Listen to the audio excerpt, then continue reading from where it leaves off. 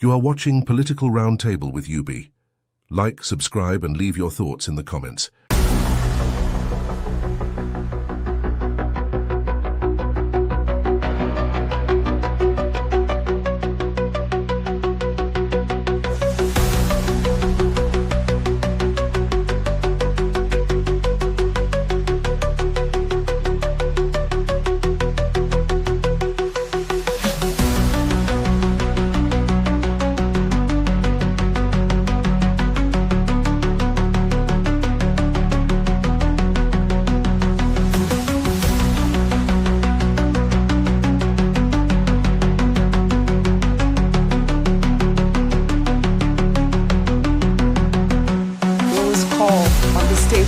For world peace.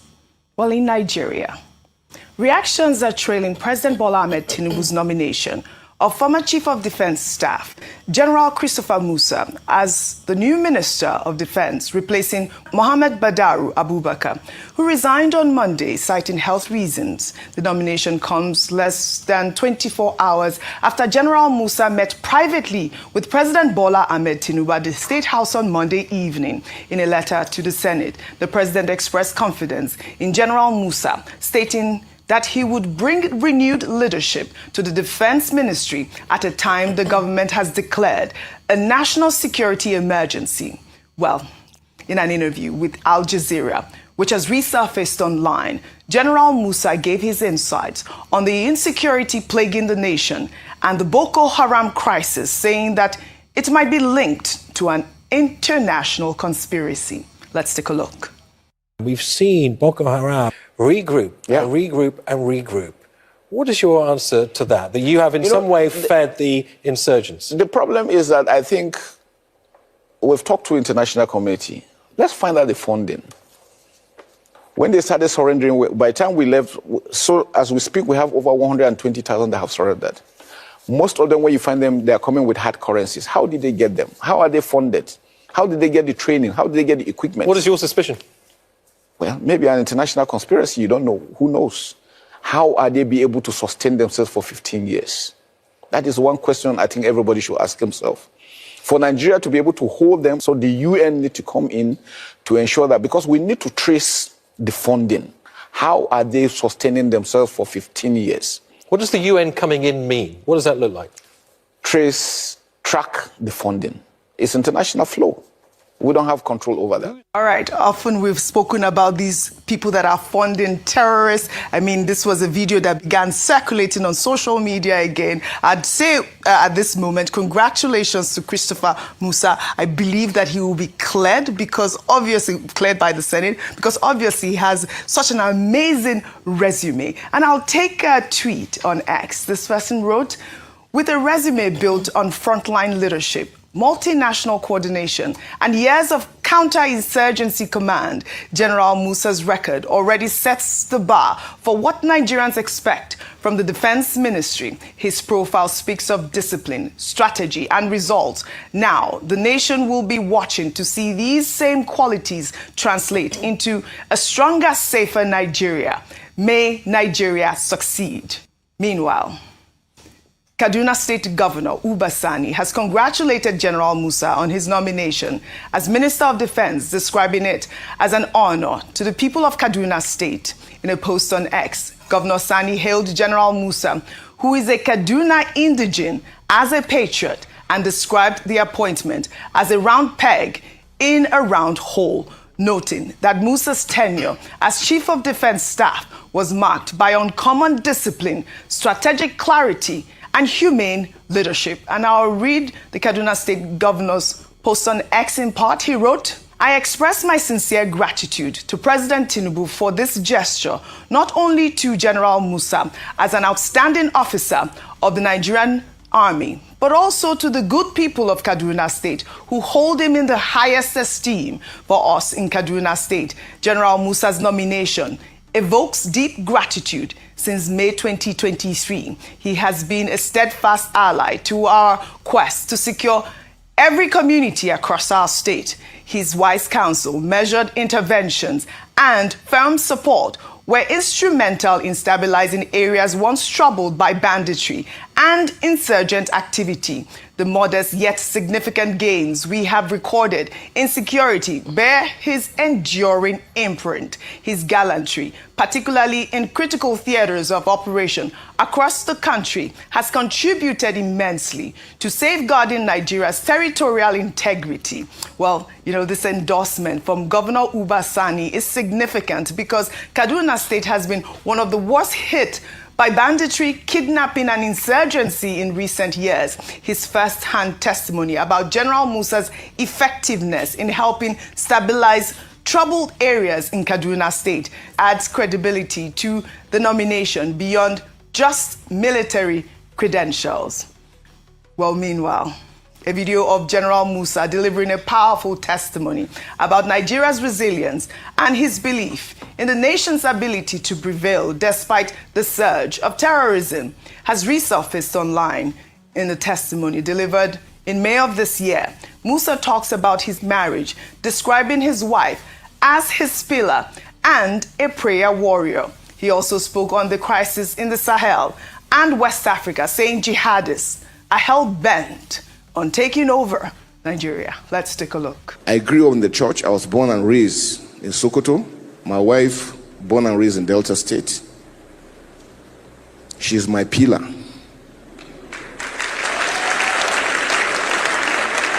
She is a prayer warrior, and because she has learned from mommy. I want to say thank you to this Congress, and thank you, Daddy and Mommy, for bringing this together. The Sahelian region and West Africa is facing unprecedented challenges by the jihadists, and they are hell-bent on taking over. God will never allow them to succeed. But we need our prayers.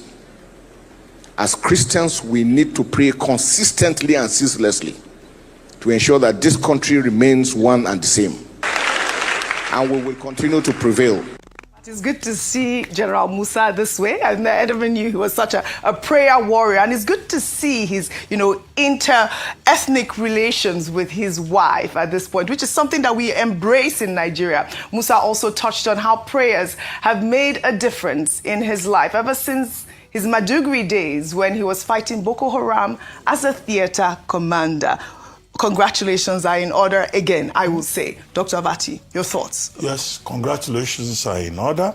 And I think that Governor Uba Sani of Kaduna State struck all the right notes. General Musa is one of the icons that Kaduna State has contributed to this country in terms of service, in terms of gallantry, in terms of commitment, in terms of, inspiring the younger generation, not just from that state, but also within the military. He started as an infantry officer, and he rose from an infantry officer to the rank of a general, and also became the chief of defense staff in this country. He has seen action in Operation Lafayette. He was also involved in the Lake Chad region operations. He was commander at Operation Hadinkai, and then he became chief of defense staff. And as chief of defense staff, he was known for his pragmatism and his commitment to the assignment that he was given. So his governor is proud, and is legitimately proud to say, well, this Musa is one of our own.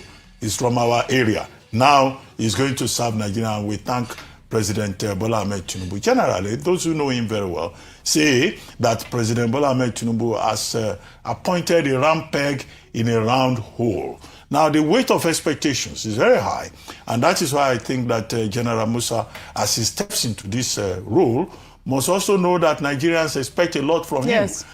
His governor may have commended him and thanked the president. It also means that the people of Kaduna State also expect him to continue to carry their flag very high. He knows the assignment. It's the same assignment that he just stepped down from. It's just that he has moved from being chief of defense staff to now chief of defense, in which capacity all the armed forces will be, responsible to him, not just for budget, but also for direction. And the fact that he's from that community is also a very clever move, by President Bola Ahmed Tinubu, because he will understand their language, and operations, can be much easier in that regard. As to the fact that is very religious. Well, there are people who say it is not just by kinetic, you also need non-kinetic. So at a personal level, yes. Having a prayer warrior wife is part of that non-kinetic. Yes, absolutely. Okay. So, if you have a tough job, like this one we are doing too, for example, and you have prayer warriors around you, then of course, it's easier. But I'll rest my case on the point about, expectations. He made a point about international conspiracy. Yes, that's important. There's something called global terrorism. Yes. And part of the problem with global terrorism is international terrorism financing, which is cross-border, which is international. And yes, there is a conspiracy. After all, this is Nigeria. We're talking about ISWAP.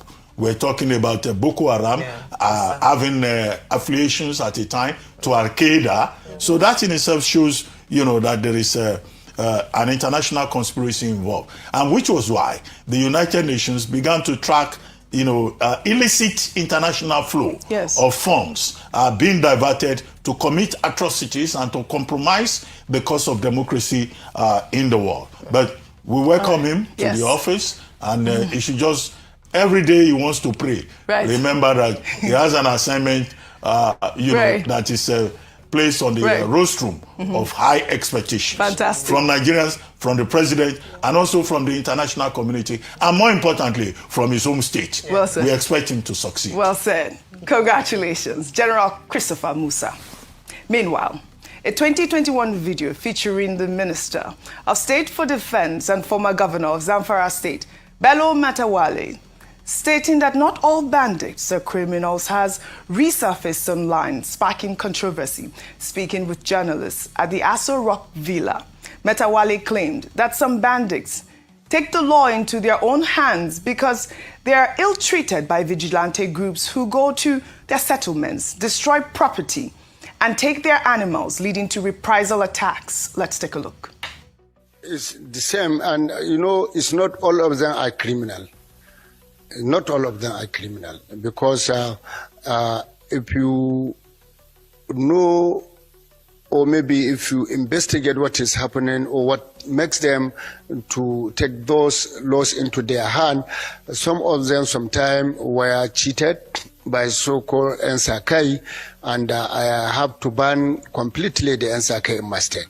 The Nsakai, those called vigilante group, who normally went to their settlement, destroy their property and take their animals. So, they doesn't have anyone to speak with. So sometimes they are going for revenge. Like if Ntsake attack them, so they will go for reprisals. So that is what exactly happening. And some of them are living in a settlement where close to a village or town, and they sometimes if there is maybe operation, military operation, the military will go and destroy their properties and their animals. So they are angry with such actions sometimes. So sometimes if you are talking to them, you can understand where they are coming from and you can understand their problems. So it is important we as leaders to sit down with those people to understand what is the genesis first. You can't just, jump and conclude that the person is a criminal. You have to listen to him. What makes him to go into that activities? So this is what to do. So they are not all of them. It's not all Fulani are criminals. Some are good citizens, but due to some circumstances, they subscribe to such a criminality. You can't say all of them are criminals. This video of Matawalle has been widely criticized by Nigerians who argue that regardless of any grievances, bandits terrorizing communities, kidnapping innocent people, and destroying lives and property cannot be justified or excused under any circumstances. The resurfacing of this video is particularly significant as it raises questions about his approach to tackling terrorism, given his position as Minister of State for Defense. Vimbai, I'll come to you on the story. I'd like to just, juxtapose the two stories at this point. We're seeing a minister talking about criminals and saying that not all of them are criminals. I mean, how do you even justify that? And Oji, and you also have to add the dimension of the fact that he's, former governor of Zamfara State, and that the current governor of Zamfara State has raised several complaints and concerns about the fact that he's been trying to get collaboration and assistance to deal with banditry, insurgency, criminality in his state, but it's falling on deaf ears. And you ask yourself, well, if this is the person who is part of the people at the helm of affairs with regards to defense issues, and you look at somebody like General Christopher Musa, who is being praised for the collaborative element that he brought to his home state. And then you look at this gentleman who, in all intents and purposes, seems to have abandoned the security issues of his state. And why is that? Because he's chosen to sanitize banditry, criminality, and insurgency. We cannot sanitize criminality. Now, there is the psychology of crime. And yes, that's a very interesting, shall I say it, school of thought to venture into. However, if that is what the minister is passionate about, that's something maybe he can fund research for criminals who have been prosecuted, convicted, and incarcerated. Those studies happen from the confines of prison. We cannot continue to treat people who are perpetuating all manner of crimes, terrorist activities, from abducting school children, you hear stories of pregnant women, vulnerable, soft targets living in fear. People have been displaced. And in all of this, we're trying to create a narrative where the perpetrators of this crime are the victims. They are not the victims in this. Like I said, there is the psychology of criminality, which is something that people can pursue in their own time. And if they want to make investment into, the study of all of that, everybody is welcome to do so. But that's something that you study for people who are inside prison. They're incarcerated because they felt the full wrath of the law. Now, what are the three things that are currently on the table? Number one, people are saying these groups must be disarmed. Number two, people are saying we need to see displaced people going back home. And number three, which really ties in directly to this, is let's see the prosecution of these people. No, we're no longer in the realm of explaining away these problems when they are posing daily, not just an existential threat to these communities and these states, but it's now becoming an existential threat to Nigeria as a whole. So this type of rhetoric and body language, I feel, has no place in this rejigging of security infrastructure that our president is doing at the moment. Meanwhile, President Bola Ahmed Tinubu launched the emblem, an appeal fund for the 2026 Armed Forces Remembrance Day at the State House in Abuja on Tuesday, honoring fallen heroes and serving troops who are confronting security challenges across Nigeria. Tinubu praised the armed forces for their exceptional courage and stated that their resilience is the foundation of Nigeria's freedom and unity, while committing to bolstering military welfare, including new programs to reclaim ungoverned spaces. During the ceremony, the president was decorated with the Remembrance Poppy alongside other top government officials and donated 200 million naira to the Nigerian Legion, assuring more attention to the well-being of the military, injured officers, and the families of fallen heroes. The president's commitment was echoed by a 100 million naira donation from Senate President Godswill Akpabio and Deputy Speaker of the House, Benjamin Kalu, on behalf of the National Assembly, and a 20 million naira donation from FCT Minister Nyesom Wike. For the first time that a female is coming in to be a chairman of Nigerian Legion, you know what it means when a woman is in a place. I'm pleading on behalf of the veterans, on behalf of the widows. All right. Welcome back to Political Roundtable. This is UB and the Roof Fam. You're all welcome. Let's quickly dive into what's trending right now. So, the new defense minister has been confirmed this morning. And to be candid, this minister comes with a lot of experience. He's a man who knew the terrain and who have served through the Nigerian military. He knows exactly what to do and how to do it. Our fear, if there is any, is hopefully nobody will sabotage his effort. And I would like to encourage us Nigerians to support him.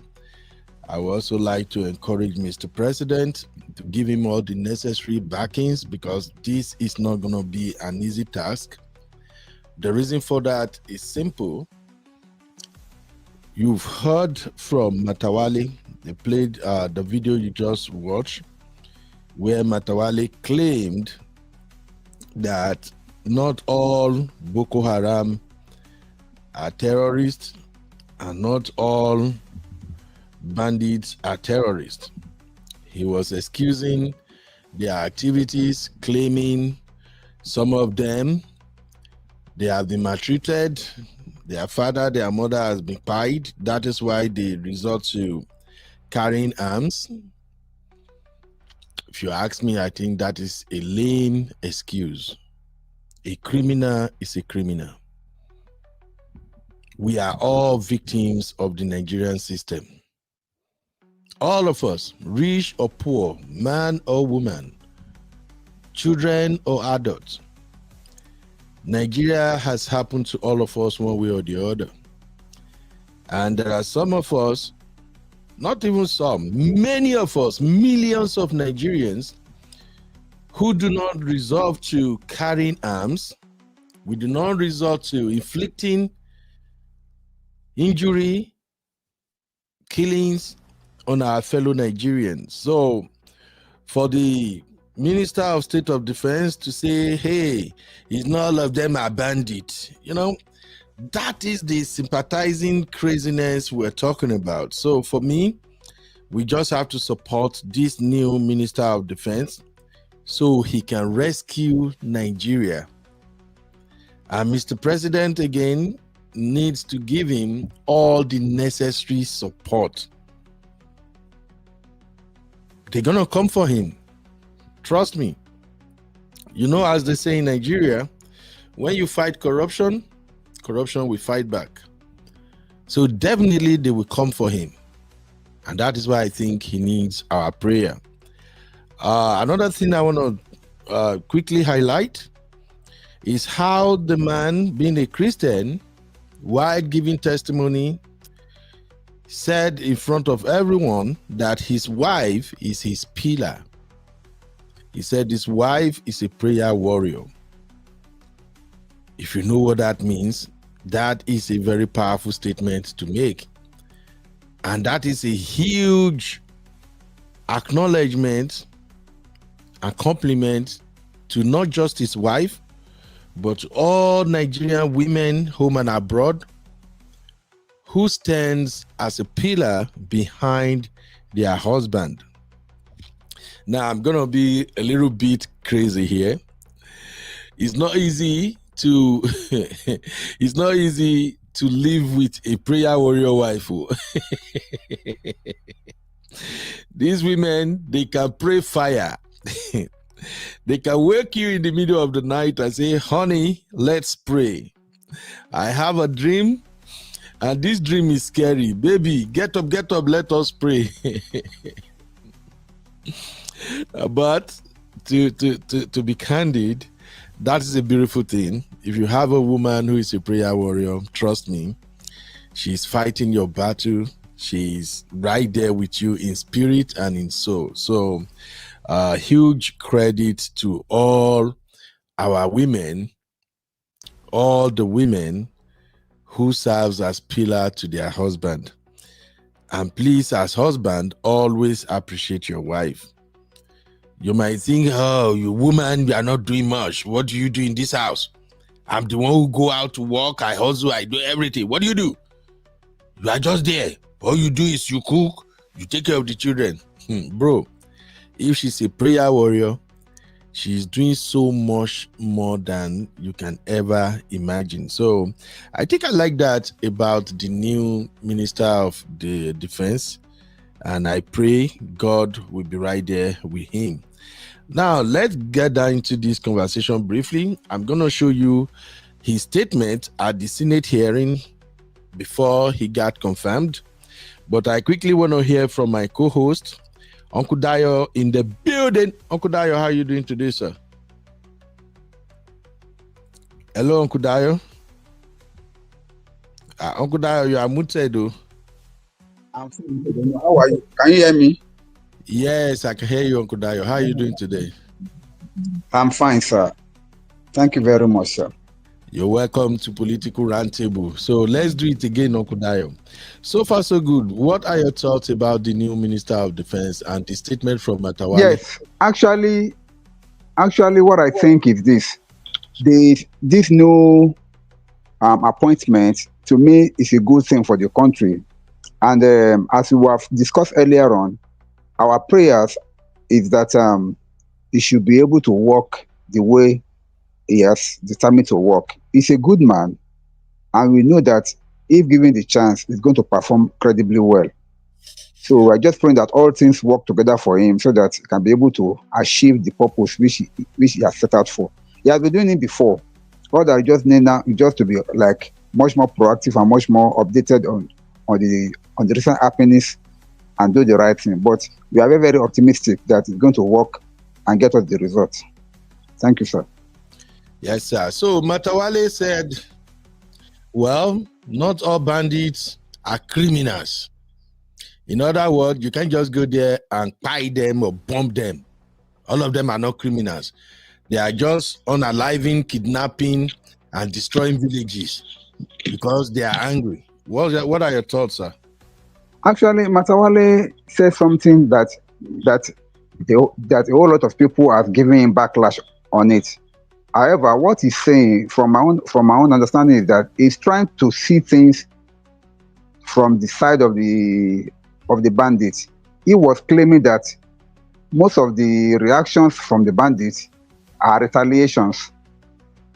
Maybe because, for instance, now, maybe the Fulani carry their cows into people's farms to go and graze, destroying their crops and all. And the people buy those cows, and then the Fulani will now come back to come and start unaliving them, destroying their lands, destroying their villages and all. So that he was talking in that context, that it was because of what happened, blah, blah, blah, to them. That's that. But the real truth about this is that he's shying away from speaking the truth.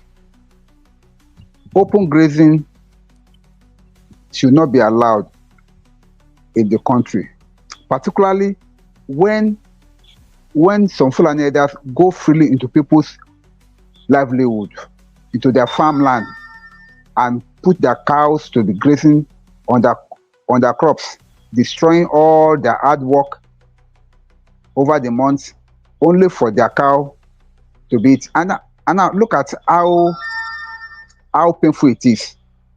Some of them even videoed this thing. They videoed their cows destroying people's crops in their farms. And if anybody should try to stop them, they are ready to unalive that person. So he was not talking about that. And these are some of the people that will say we have some bandit sympathizers allegedly in our government here. So to me, it's boiling towards that, because how can you come out to say that openly? Now, I would have understood him if he said, not every Fulani in the country is a bandit. Yes, we have been living with Fulani for years, and not all of them are bandits. But among them, among their elders, not all Fulani elders are bandits. You can say that. But among them, there are some criminally jihadist-intended people that are using this to destroy people's life and to destroy people's occupations and all. So if he had said it like that, people will have really understood him. But for him to come out openly to be saying not all bandits are criminals. Even the word bandit, what does it really mean? It's not criminally intended. So I want to believe the Minister of State for Defense does not really know what he was saying. Thank you, sir. All right. Thank you, Uncle Dayo. Now, let us move on to the confirmation of the minister and what he said at the Senate floor. You're welcome, everybody. If you haven't hit the like, please hit the like. If you're watching the portrait format, kindly tap your screen to give us like. So on today's show, we're looking at terrorism and what is happening all around the world. So we're going to talk about Nigerians on U.S. visa restriction. In case you don't know, I told you guys when Donald Trump made that announcement that 19 countries are going to be feeling the heat from all this terrorism attack and stuff like that. Though Nigeria was not included on the list, but I know somehow this is going to get back to Nigeria. So Rubio have spoken. In case you don't know, Senator Rubio is the Secretary of State, and his words are as powerful as the words of President Trump when it comes to dealing with international communities. So we're going to examine that briefly. We're going to talk about the Senate confirmation of CDS Musa. And even though I really don't want to do this, but I think it's important I highlight it, we're going to talk about Save Tuface Idibia now. So if you are here, get ready. This show is going to be a blast. Now let us move on to the next segment. You are watching Political Roundtable with UB. Like, subscribe, and leave your thoughts in the comments.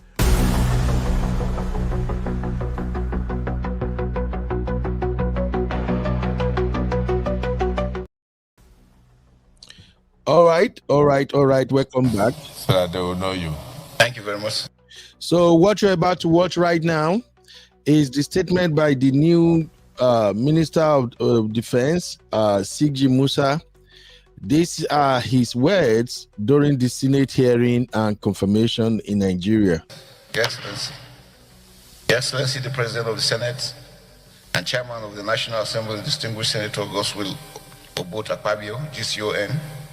Your Excellency, the Deputy President of the Senate, Senator Barrow Ibrahim Jibrin, CFR. The Principal Officers of the Senate, distinguished Senators, the Special Advisor to the President on Senate Matters, Senator Bashir Lado, CON. I feel highly privileged and honored to be here standing before you in this hallowed chamber. I feel blessed and privileged. The last time I was here, welcome, Eniola. How you doing? was as a military man. Today, welcome, Sister Yikus I'm standing Pepe. here as a retired general. To God be the glory, sir. I am Abi, how you doing? General Christopher Gwabin Musa, retired, the 18th Chief of Defense Staff, Armed Forces of Nigeria. Standing here as a great honor to present myself as nominated by Mr. President as the Minister of Defense of the Federal Republic of Nigeria. I was born, sir, 25th December 1967 in Sokoto. I spent my formative years in Sokoto before I went to the Nigerian Defense Academy as a member of the 38 regular course. I was commissioned in 1991 into the Infantry Corps, and I've been there all through my career. I've had the privilege of serving my country.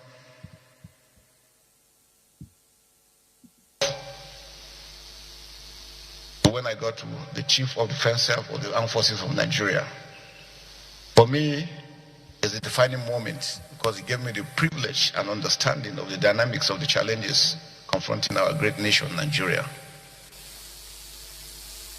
And standing here, I pledge to give my best in ensuring that Nigeria is secured and safe. But we cannot do it alone. Nobody, no single individual can do it. No single parastatal can do it.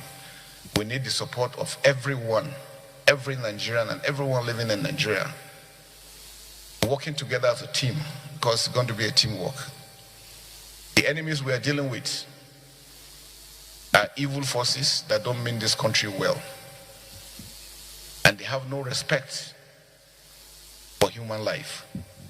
And that's why it's important for us to know that if we don't work together, we'll give them the opportunity to continue to perpetrate the evil acts they've been doing. And that's why it's important that we first must love one another understand that we're in this together, and believe that the challenges we're facing is a Nigerian challenge. It's not only for the armed forces or for the security forces, but it's for everyone working together. I want to assure you we're going to work united as we did when I was the Chief of Defense Staff. The important thing is for us to take the ownership of the challenges confronting our dear nation. These are things that we can't defeat. We can't win this war.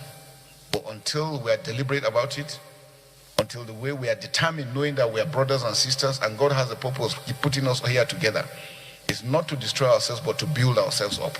And that's for me the most important aspect, that all Nigerians must put hands together to defeat the enemy. The Sahel is heating up, and you can see what they are doing to Mali.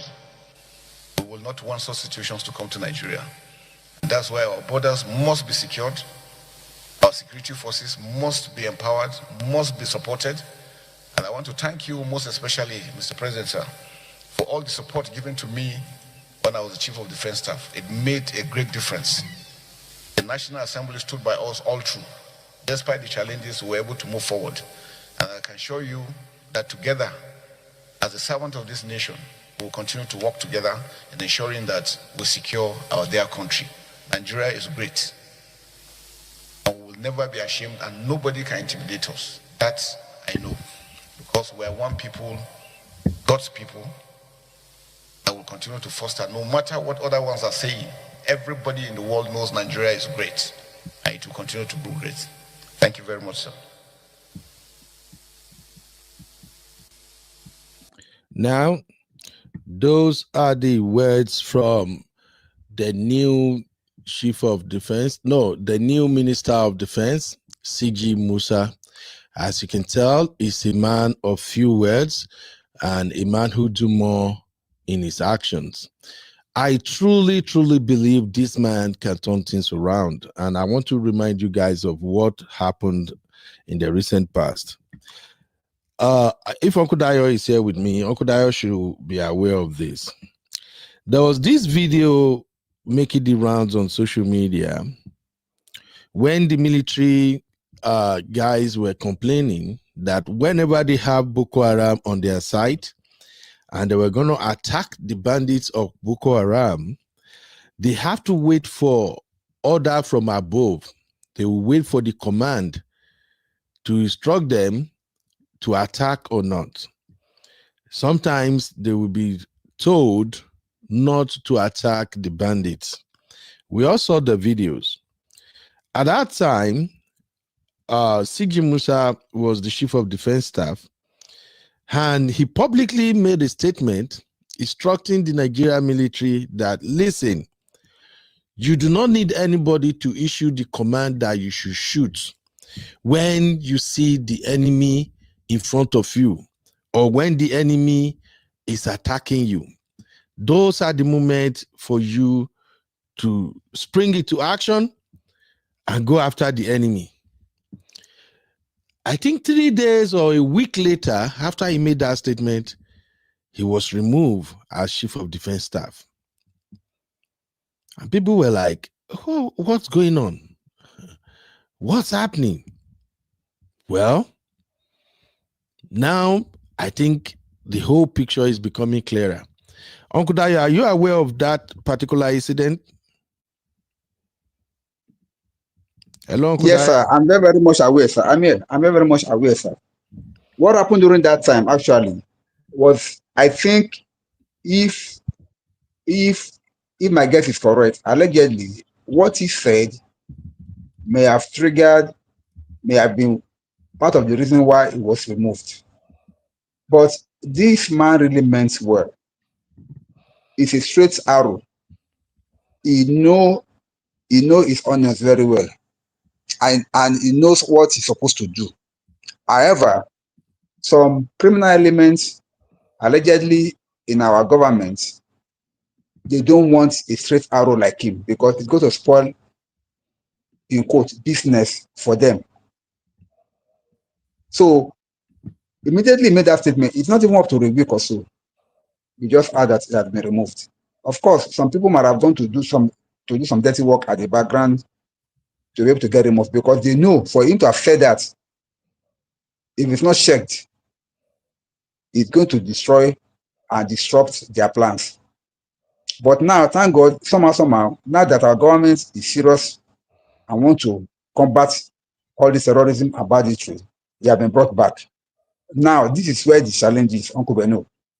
Those people that have allegedly worked for his removal in the background, now that he has been brought back as Minister of Defense, now they will not be happy. So he himself knows and is aware that he may be working with some enemies, but he has no choice. He wants to deliver. And I'm also happy also now that our president himself had appointed him. So we can see he's no longer a kind of a military this cadre elevation and then appointment by the government, but now it is a political appointment. So he will also have political power and the military might. Today is a good time for him to perform. Thank you, sir. Thank you, Uncle Dio. Please hit the like, my people. The likes are not coming in. Kindly hit the like. So for those who are wondering what are we talking about, here is the video of the last statement he made as the CDS before he was swiftly removed. Listen. As long as you are deployed, your task is to secure your community. You are all aware on what condition you are supposed to shoot at the enemy. When your life is at stake and you have no other means of protecting yourself, you are allowed to fire. When your colleague's life is at stake and there's no way you can stop, you are allowed to fire. And when the community or any infrastructure you are protecting is being destroyed and you have no other means of stopping them, you are allowed to fire. So do not be afraid to take out any criminal or any enemy that is destroying or is doing any acts of killing. Is that clear? Yes, but like I've told you, the communities you are protecting must know that you are there to protect them, not to go there and infringe on their human rights. I'm going to hold every commander, from the sector commander to the company commander to the platoon commander to the section commanders responsible. If anything happens within your AOR and you do nothing, you will be court-martialed. That I guarantee you. But again, our policy is to reward hard work and punish indolence. When you do well, we'll commend you, we'll give you awards, and then we'll take care of you the more. You will be promoted. Is that clear? Yes, with the new concept, all armed forces personnel will be withdrawn from within the towns and will go out into the bushes. All checkpoints will not react. Now, Uncle Dio, is that not what they called marching order in the military? Exactly. When your chief of defense staff gives you an order like that, it's a marching order. You must abide by it. Absolutely. Because I think I still remember in the military, I've never been, I wasn't from a military family, but growing up in Nigeria, we've had many stories about how the military operates, and we know that you have to obey the last command. So when I had General Musa gave that order, I said to myself, like, yes, this is the type of leader we want in our military. This man is saying to the soldiers, you got to fire. You do not have to wait for any command to shoot.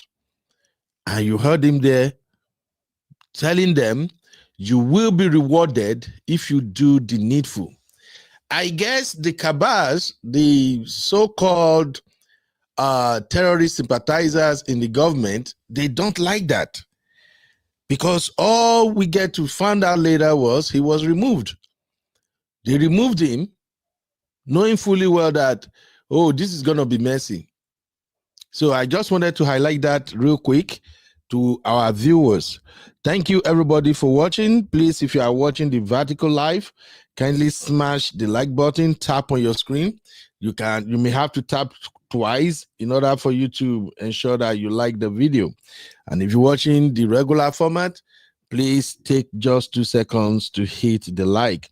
Now, let us move on to the next story. And I think we have to pay attention to this particular one, which is Nigerians on U.S. visa restriction. I will be right back. You are watching Political Roundtable with UB. Like, subscribe, and leave your thoughts in the comments.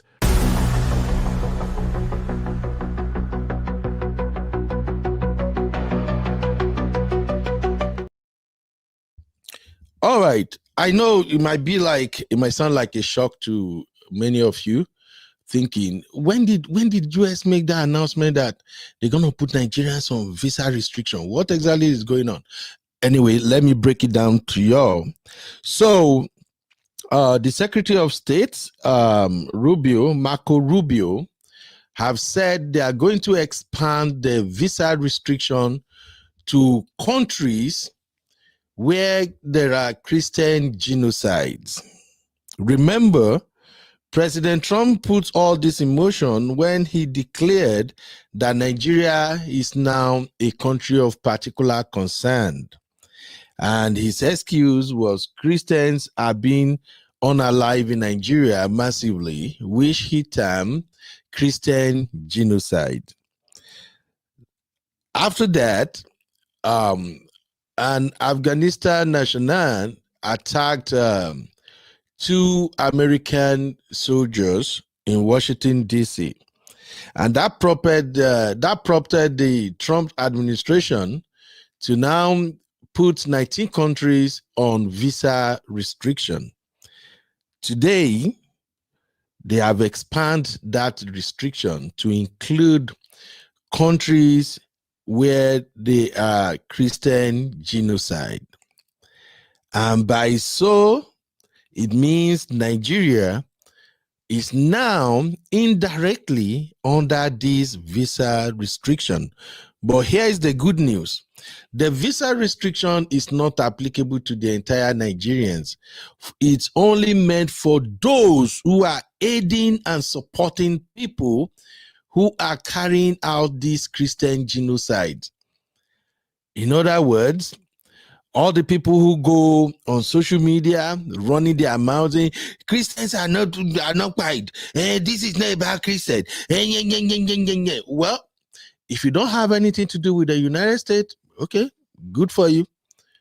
But if you have any reason to come to the United States and you are one of those who are supporting this evil in Nigeria, I have good news for you.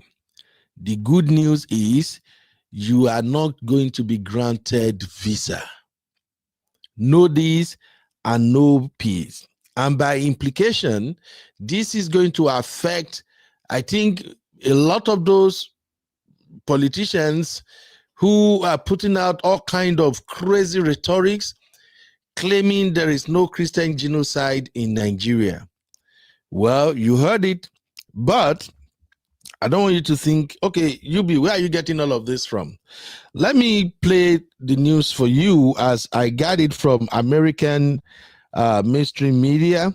The same news was on Fox News. You know, remember I told you guys, if you really want to know what the government is going to do next, pay attention to Fox News.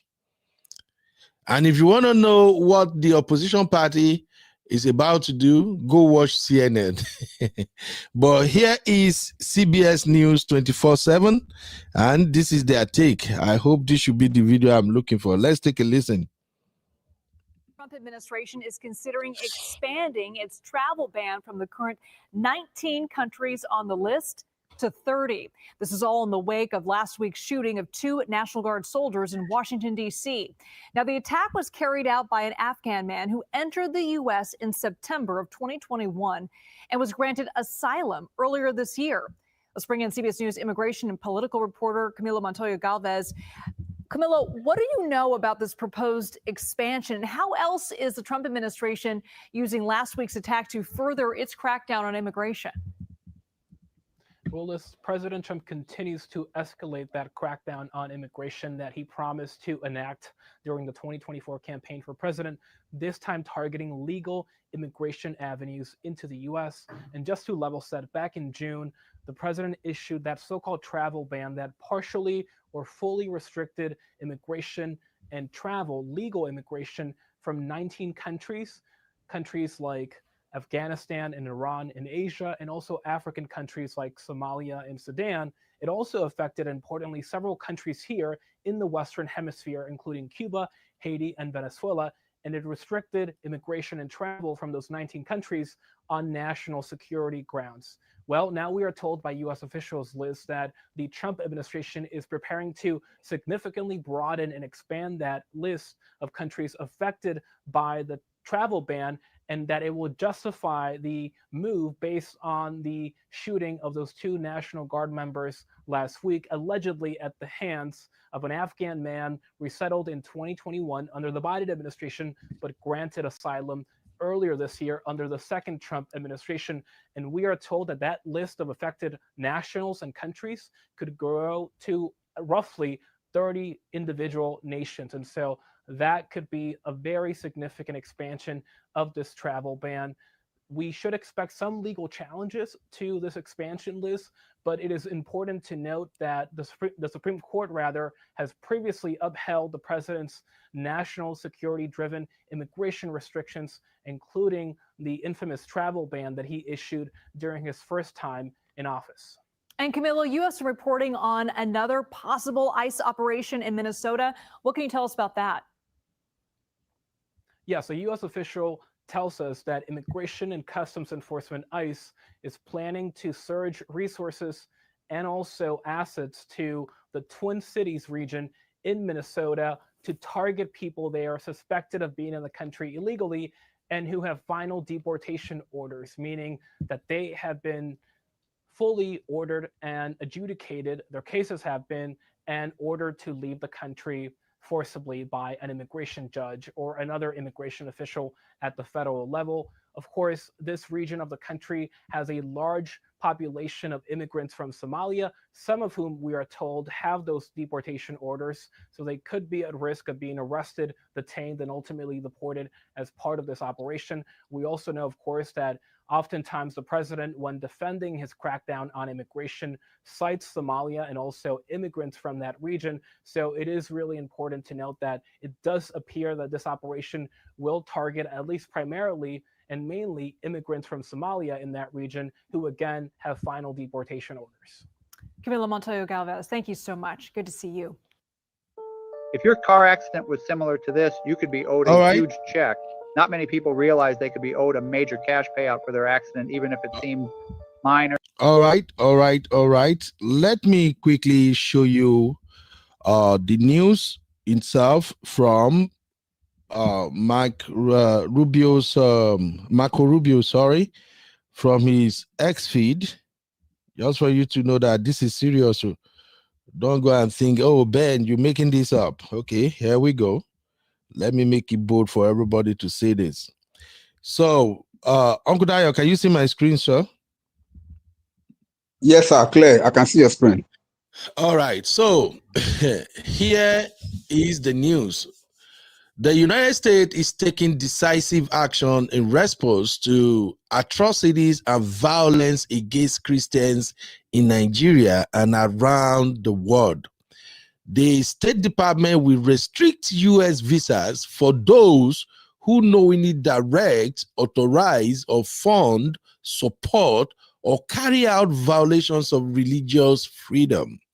This visa policy applies to Nigeria and other governments or individuals that persecute people for their religious belief. Should I read it again, people? Hello? Should I read that again? Ladies and gentlemen, I have to tell you, my people of Nigeria, you got to watch what you put out there on social media. America don't play. Yes, where we day here, they follow them and leave. Now we know how America be. America don't play with human life. You can play politics with it. You can say whatever you want. The fact remains that Christians are being persecuted in Nigeria. There is no way you want to explain it to me. Christians are dying in their numbers. And if that's the side America wants to take, I am 100% in support of that. Nobody is supposed to lose their life while praying to God. There is something called freedom of religion. Okay? There is something called freedom of religion. Your religion is not superior to other people's religion. I'm a Christian, and I don't believe my religion is superior to yours. We are supposed to coexist. And if people decided that they're gonna start unaliving people because of their religion, then United States is right. 1000% right to do whatever they want to do to defend Christians. So this visa restriction, I'm in support of it 1000%. So those of you people in Nigeria, or if you are here in United States, and you go online every time, you are running your mouth saying, there is no Christian genocide in Nigeria. Everybody dies in Nigeria. They kill everybody. Yeah, they attack everybody. But where are the videos? Show us the videos. Yeah, it's true. They have land touches, headers, farmers, they be fighting. Yes. But when you go into a church, killing and kidnapping people, that, my dear, is persecution. And I do understand that if you are not a Christian, you can never ever understand the meaning of persecution. If you are a Muslim, you understand haram, right? Haram, haram. You know, I'm not against that, because according to the Islamic religion practice, if you are not doing what they do in their own beliefs, they consider it haram. The same goes to us Christians. If you are killing Christians because they are worshiping God, that is known as persecution. And the moment you start killing 5, 10, 20, 50 Christians at a go, that's a genocide. Open your book now. So for me, I'm 100% in support of this step. And God bless President Trump. God bless Secretary Marco Rubio for taking this step. It's about time. I've been saying something ever since we are covering this issue, that if you are in the comfort of your home and you are watching this news, or maybe you're listening to the news in the radio, you're going to feel like, oh my shit, oh, we're so sorry. Some people died. Hey, yeah. You won't really feel it. Wait until they buy your husband, or they buy your wife, or they buy your children just because they went to church. Just wait for it. I pray this will not happen to anybody. So I'm saying this in this tone for you guys to understand that if America can declare the killing of Christians in Nigeria as Christian genocide, nobody should be trying to fine-tune it or spin it or anything. When people go to church, they just want to go and pray and worship God. That shouldn't be their last journey on earth. So this visa restriction, I'm 1000% behind it. And this is really, really good, because now when you apply for visas, they're going to ask you to submit your social media handles. They can find you anyway, but they just want you to submit it. They're going to go back and comb your posts, what you like. Those of you that you will go, you see something on social media, just like, Pam, no worry, they are waiting for you. Uncle Dayo, please, what's your take on this particular one? Hello, Uncle Dayo? Oh, maybe Uncle Dayo is out of Yes, sir, I'm here, sir. I'm here, sir. What's your take, sir? I'm here. Can you hear me? Yes, but Uncle Dayo, I can hear you. Now, the thing is that Nigerians should expect more sanctions until we change our stance and until we really come together as a country to confront this menace called terrorism. When our key leaders, or when some of our key people are denying the obvious, of course, the college it's like somebody that is that is being beaten by the rain, you are soaked with the rain, and you are saying that, no, the rain is not falling at all. Who are you deceiving? You're only deceiving yourself. Exactly. Because you are the one inside the rain, and you are being beaten by it, and you are still denying that there is no rain. These are the issues. So when America, America has gotten facts and figures. They have people on ground here in Nigeria. Maybe these people don't know that they have people on ground here in Nigeria that are doing investigative journalism, and they're giving them reports. Like that other time that you brought this website. I've forgotten that website of some Americans that are here in Nigeria that are doing their own investigation about. Yes, God bless you, sir. Now, those people have been in Nigeria for long, and they have evidence of informations with videos, with facts and all of things that happen, even before they happen, and what they have done to try to prevent it by sending it to all our own authorities over here to take action, which they did not take any action. All these things have been documented, and they have it on their website, and the American government have everything like that. Moreover, even our American military also, they have their own satellite that they are used to monitor everything in Nigeria. It's not because of anything. So they have the fact, no matter what we say, if you are speaking the truth, they will know. If you are speaking a lie, they will know. So that's why I felt so bad when some people would just come out and be saying, and be speaking with two sides of their mouths, as if people out there don't know what is going on, that they're the only ones that have access to all this information. All this information is that they are all out there. People can see it. People can read them. People, thank God for this life of social media now. Nothing can be hidden that much anyway. So far you can record, so far you can get your documentation, so far you can put it online. People will see it, people will hear it. Now, look at it. You said something the last time, sir, that you have never had any cogent mainstream news reports from Nigeria. It is because the government has succeeded in making our news media to be dormant. That is, they only speak what the government wants them to speak. Yeah. You cannot pinpoint anyone that say, okay, this one, they are okay. They will always say the way it is. Of course, with an exception of maybe one or two of them that can still say something, but most of our mainline news media have been silenced because of fear for their own lives. We have people that have come out before in the past, and then they are either forced to leave the country or they are under the threat of their own lives.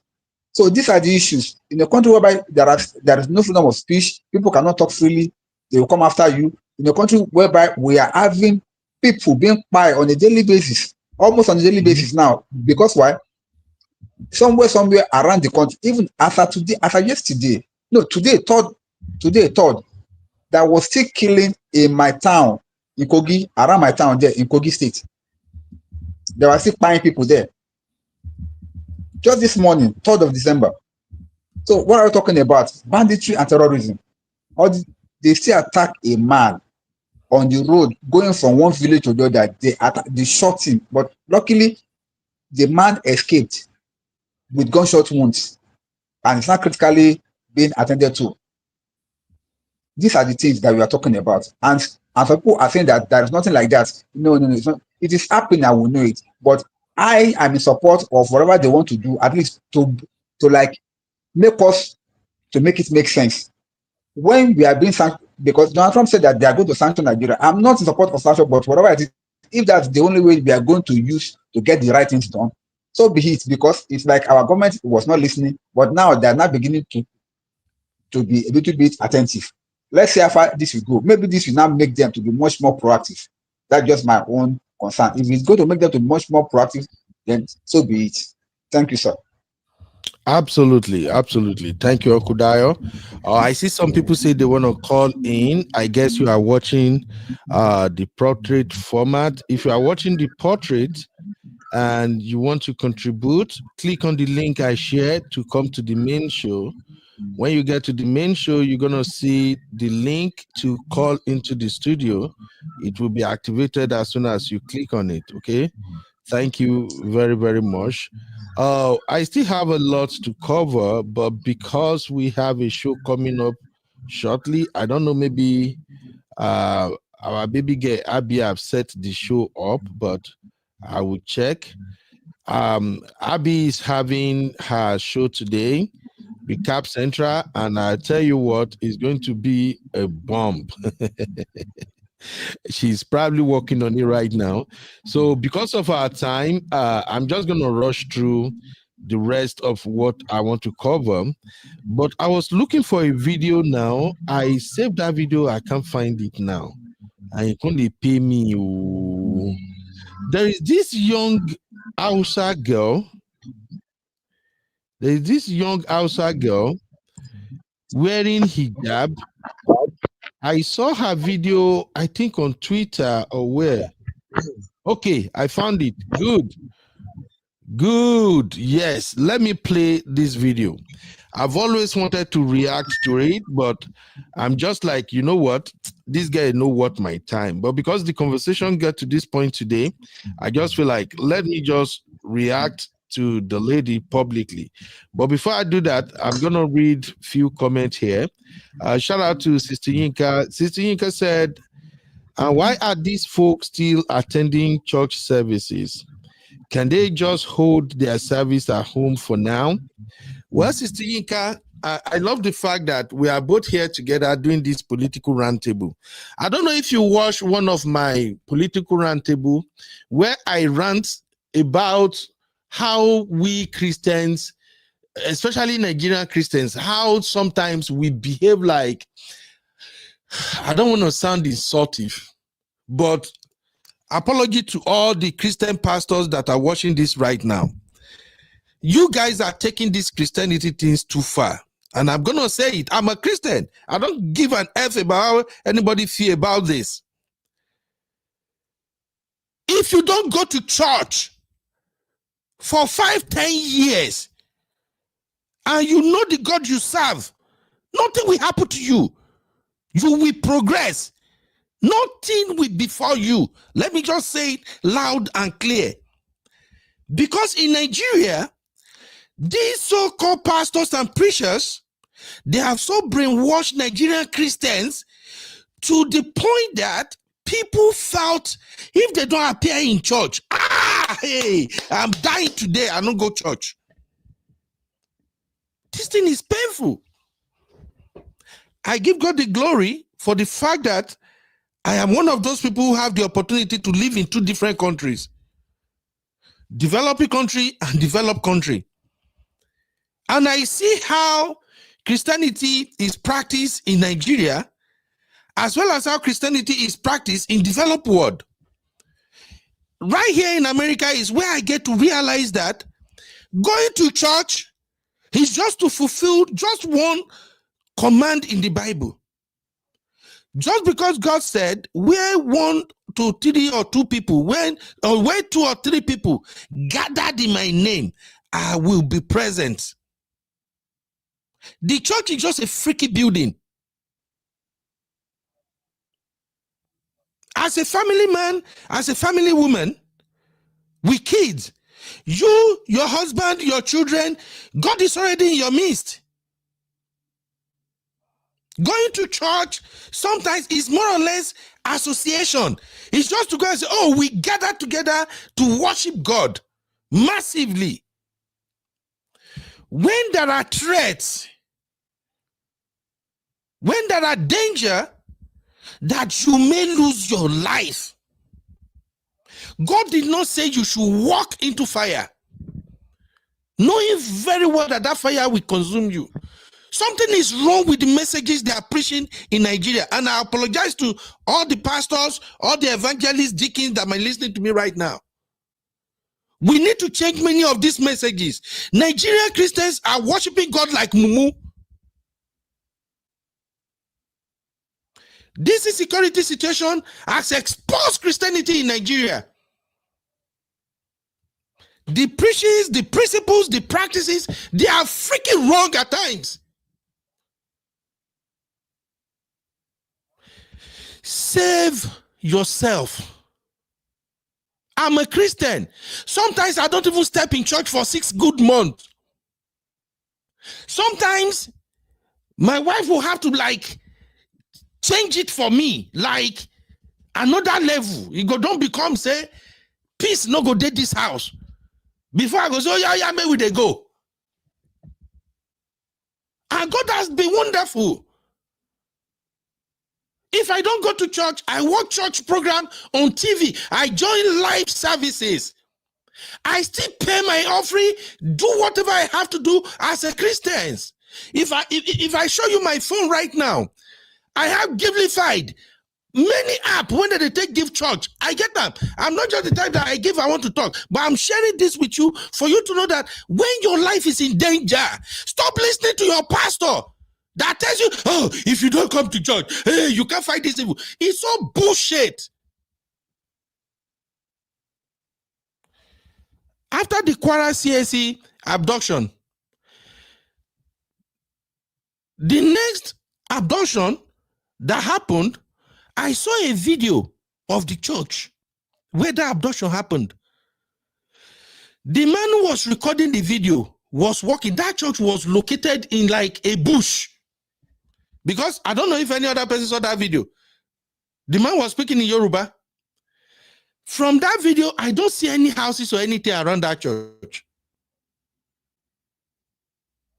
And I started wondering, you guys are living in a state, in an area that bandits have just went to a church, a CSE church, buy some people and kidnap the rest of them.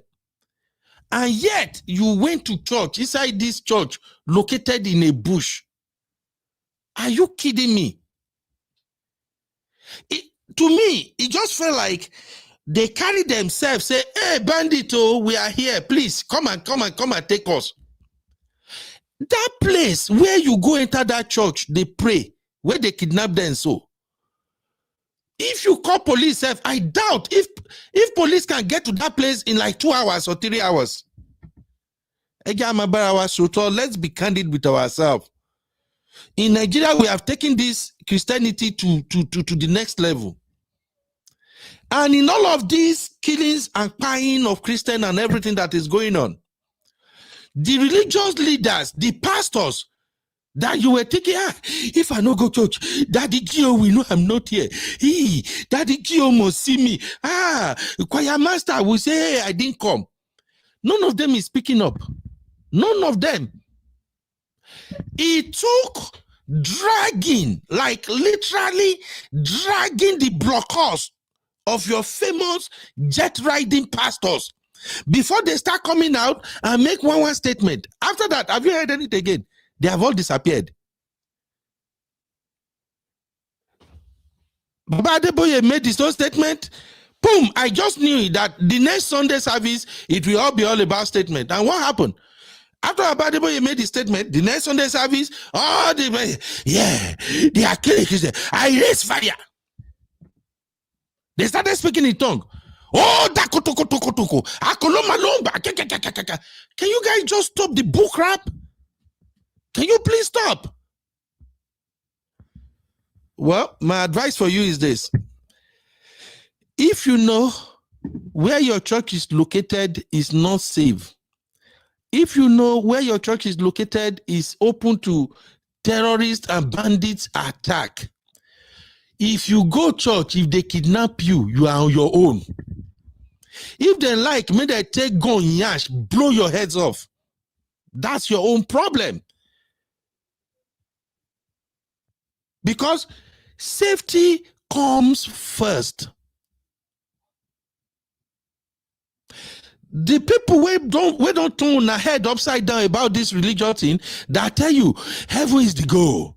Heaven is the goal. You every Sunday you have to be here. You have to come to nice vigil. You have to yeah. The same energy they use in confusing you that heaven is the goal, heaven is the goal. Be here, die here. Oh, church, you have to know church at night. They are not using the same energy now to call on your president to protect you. I even saw one, whoever made that one, you say bishop, but whatever that one be. came out publicly and said, even if 1,000 people, 1,000 Christians are unalive, it does not qualify as genocide. And I look at that man like this, God, I don't want to offend you, God.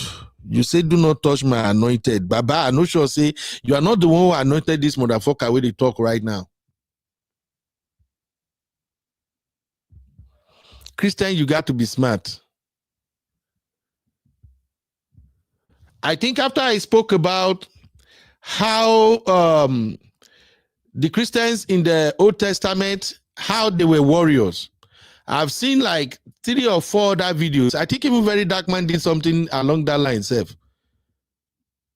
I don't know where I get this religious doctrine that make you docile, make you weak, make you act like a fool.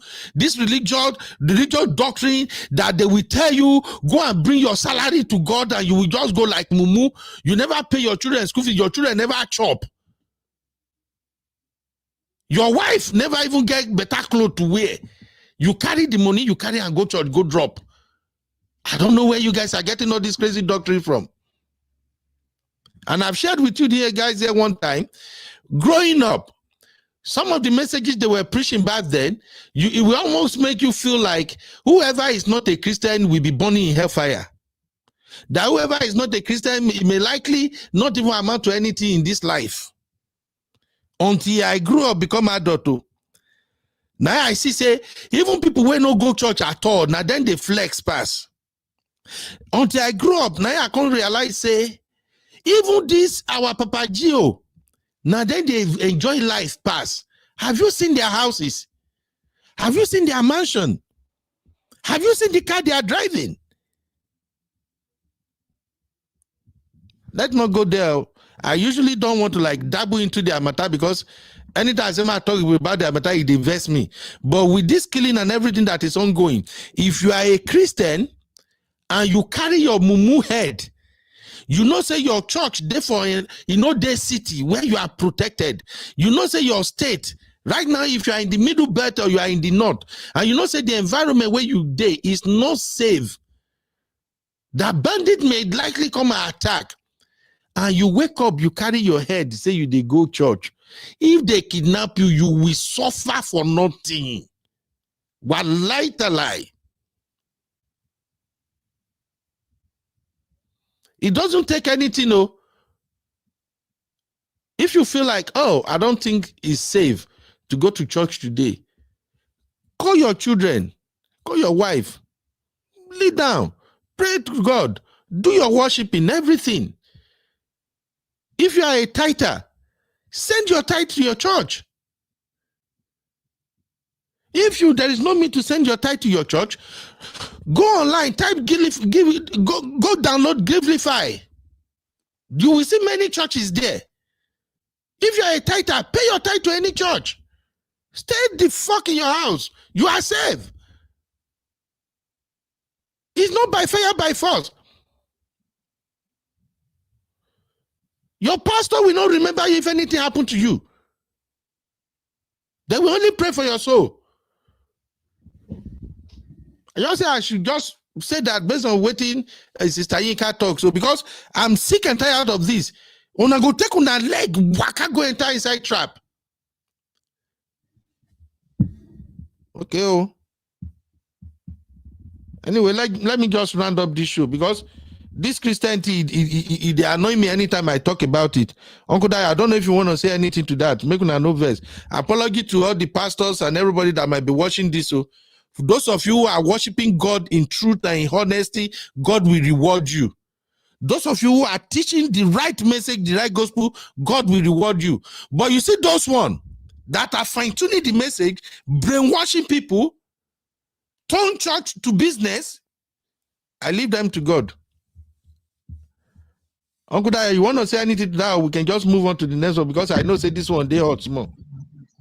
Let's move on to the next one, Uncle Benu. Thank you, sir. Because I'm taking a Bata show and we're taking time. Let's move on to the next one. I think Abi show is 2:30 from my time anyway. But let's just talk about the last one and we'll be out of here. So I don't know if Abi will cover this one anyway, but let's just do a little bit on it. You are watching Political Roundtable with UB. Like, subscribe, and leave your thoughts in the comments.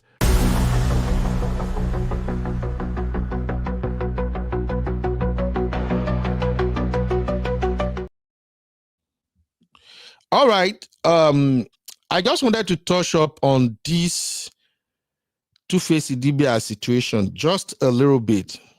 It really no concern me, make I no lie. But as a Nigerian who is always concerned about my brotherhood, I just feel like this matter, it don't dey pass hand small. May we just examine and small. Then if Abi and the rest of our sisters, if they want to come back and do a show on it, that would be great. Thanks for staying with us. All right. So TVC ladies, they reacted to Tuface situation. And I just wanted to emphasize one small thing. We all know the news. In fact, almost all the blogs and all the YouTube channels, they are all talking about the Tuface situation now. But what caught my attention is the fact that I think Tuface is in danger. And we are playing with it. Like, Nigerians are not taking it seriously. You just feel like, God, don't catch him. He do this to Annie. Me himself here and now. I saw, I think Tosin shared something in the backstage about Tuface. It's like Tuface shared something on his Easter story where he said help and then went back and deleted it. Some people are saying Tuface is not the one that share it to.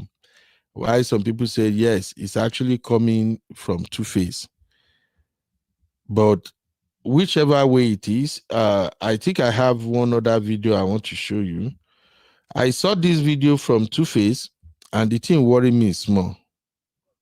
Make I go find the video first, more than no verse. We don't have to waste time on this. Like I said, almost all the blogs, they are on it. That is what everybody is streaming now. Okay, yeah, I found the video. Tuface speaks. Okay. So when I saw this video, I just think that something is not right. And if we can extract some lessons for the young men and women, let's just touch up on it.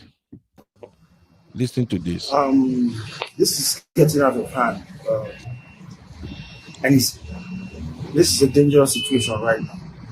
I know what fans can do. I know what people can do. I am perfectly okay. You understand what I'm saying?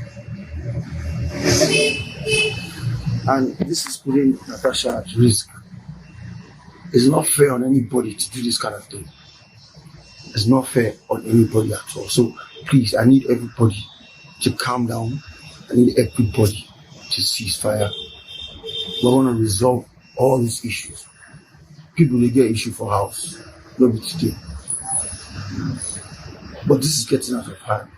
Please, friends, family, everybody, cease fire. Please, I beg you. I beg you. I am perfectly fine. I did not pull that. Please. Please. I'm okay. Please. All right.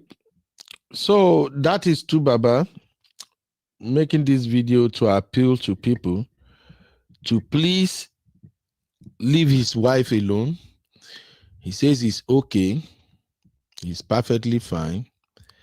But he thinks his wife is at risk and the Nigerians should please sheath their swords. They should stop the attack. Now, even though Tuface, I don't know Tuface to be a kind of violent man, and I've never heard any news or rumor about Tuface getting involved in physical altercation with anybody. Now, Tuface is just like many other men out there, and it's just like many other women out there who are so unlucky with their spouses. Look, I've always said this, that when your first relationship or marriage, it crashes, the second one, it crash. Pray, pray, pray, and make sure you take your time before you go into the third one. Because if the third one crashes, nothing anybody can tell me in this world, you are the problem. You are the problem. Nothing anybody can tell me. Your first marriage failed, second marriage failed, third marriage is a shake. Whether you are a man or you are a woman, if you like, judge the matter from now to Jericho. Me, as Uncle Ben, I will tell you, you are the problem. From what I'm seeing, Tuface is the denominator in all of his relationship. I'm beginning to see him as the biggest problem. Now, Tuface is innocent, just as his name is Innocent Idibia. Tuface is very, very innocent. But being innocent, being a gentleman and all of that does not automatically mean that you cannot be an instigator. I'm not trying to throw him under the bus, so I'm just trying to analyze this from a man perspective and based on the experience I've gathered so far. A lot of cool, calm, quiet people, some of them are very, very delicate to live inside house. Yeah, it could be man, it could be woman. They don't talk that much. They have this cool, gentle persona. They are so sweet outside. The person that is living inside that same house with them is the one that will be feeling the heat. I don't know if you guys saw a video of a pastor's wife that was trending about 3-4 days ago. When I'm still doing more of Hangout with Uncle Beno, I would have covered it. The woman made video and started shouting, and in fact, the woman made her son to record the video while she's complaining about her pastor husband. And she's like, I've been abused emotionally, I've been abused physically, and you are a pastor, and you stand on pulpit, and you are making life unbearable for me in this house. And when God won't catch the so-called pastor, he opened the door and was shouting and yelling back at the woman, say, hey, you are recording video. Let me see that video. Like, let me see that.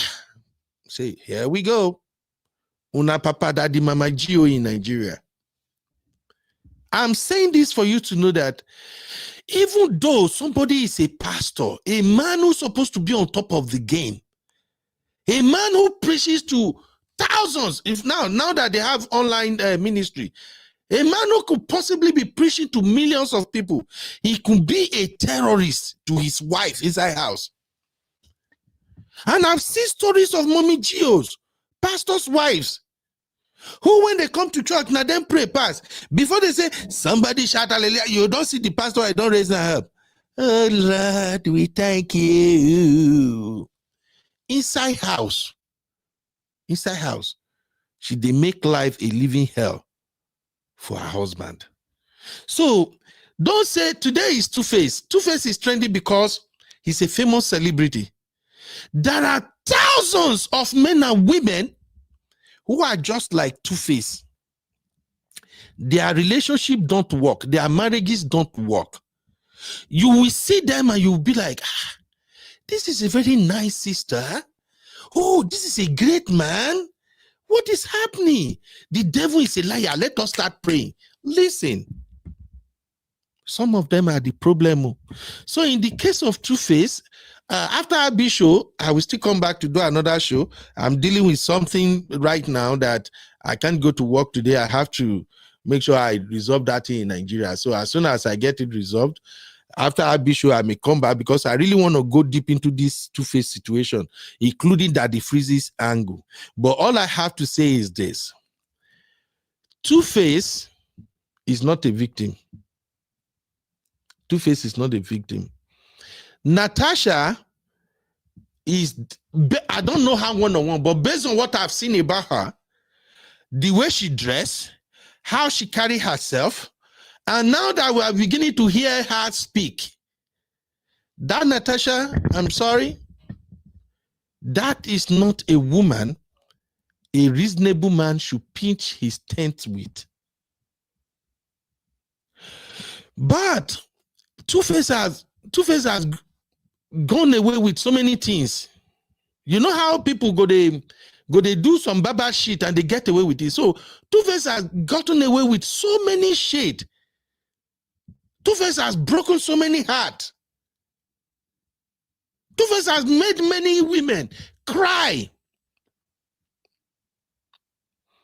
One of the things my mama taught me, may God bless my mom's memory, is that whatever you do, don't ever make your woman cry. I don't know the meaning when my mom was saying all of that, because we are poor, money no day. So all those things, but you know, all these old people, when they don't say don't reach the time to go, he get some lessons that they go to dish out, it no go make sense. Now later it go make sense. My mom taught me, whatever you do, don't make a woman cry. Don't. Tuface has made many girls cry. I was going to ask Tosin and B-Flex to help me compile the list of women that have cried because of Tuface. There are many that you don't see. Tosin sent a video to me. It was because there are some glitches in that video. That's why I did share it. Tosin actually went back to the history of how Tuface started. There was a girl before even Annie. In case you don't know, I was watching that video, but because I don't know, maybe Tosin was sleeping when he was editing that video. I just say, oh, Tosin, you may have to redo this video. I didn't know about that, but Tosin dig it out. There was a girl before Annie Idibia. And before Tuface married Annie, Tuface don't already get picking with 2 other women. Then you marry Annie again. Imagine 3 girls, 3 women crying because of you. I don't know. So for me, I'm more concerned about the lesson we can take away from this.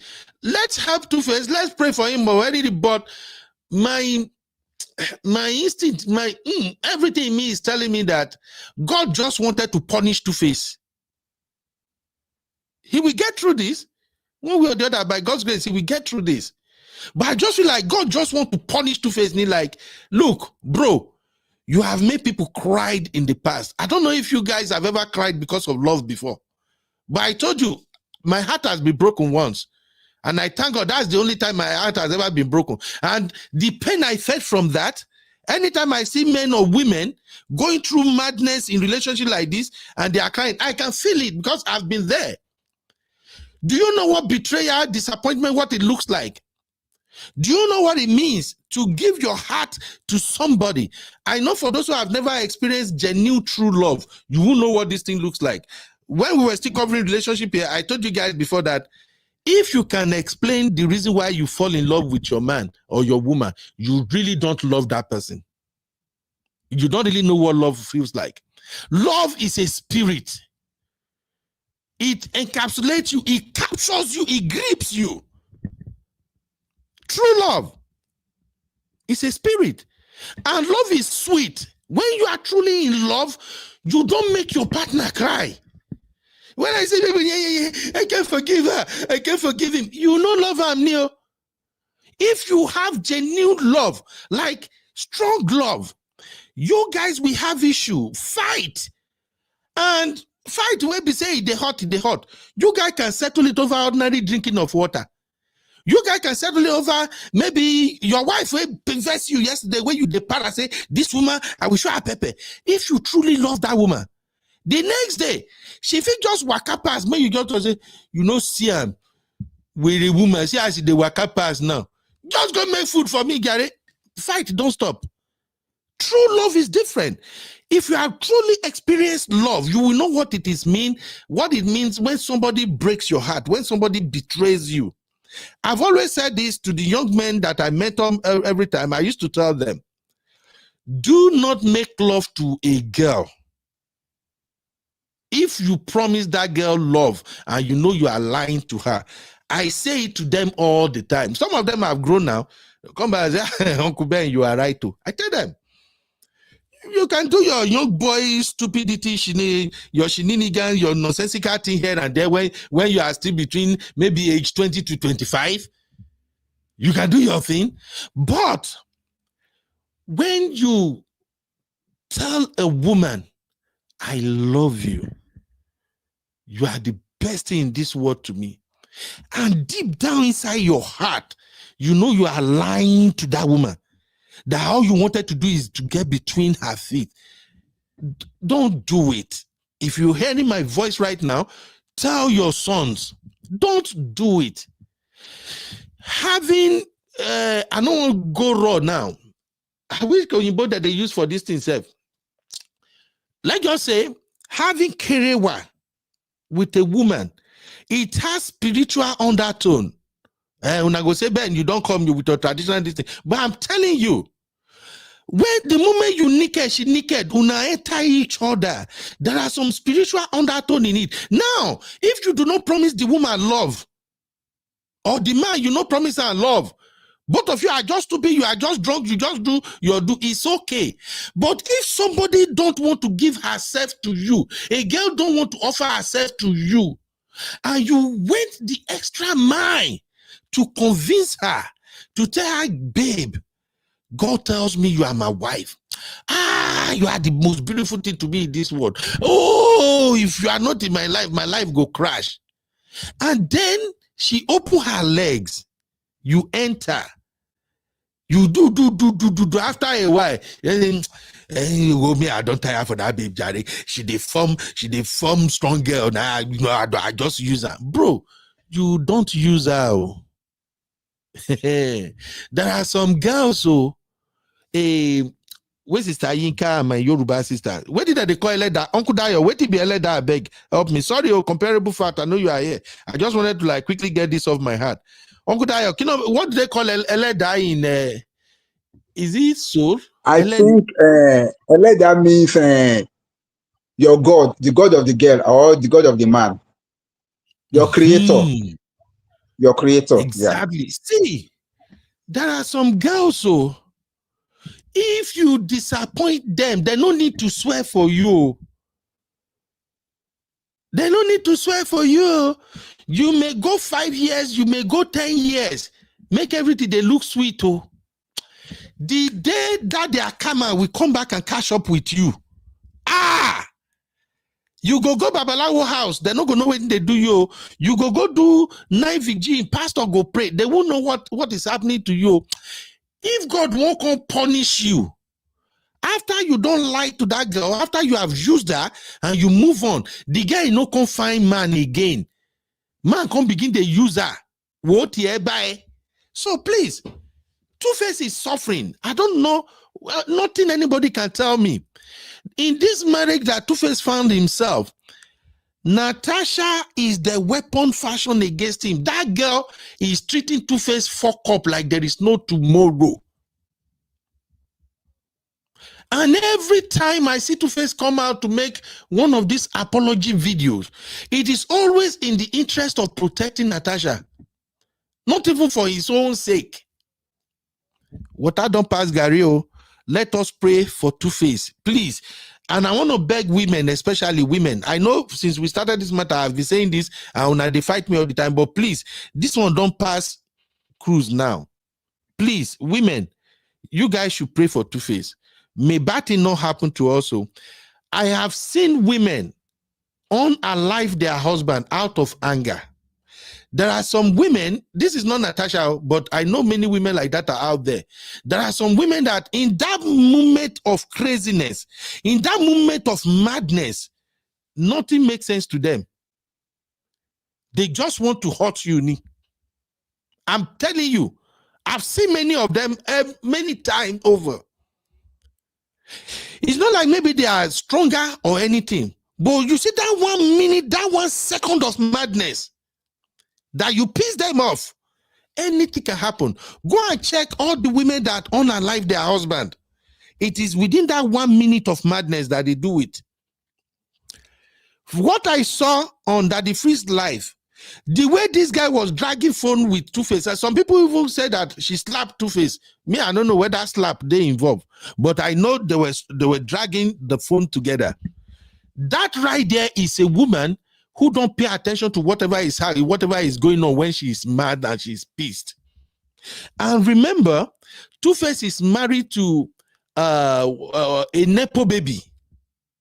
Natasha is a Nepo baby, never known poverty baby.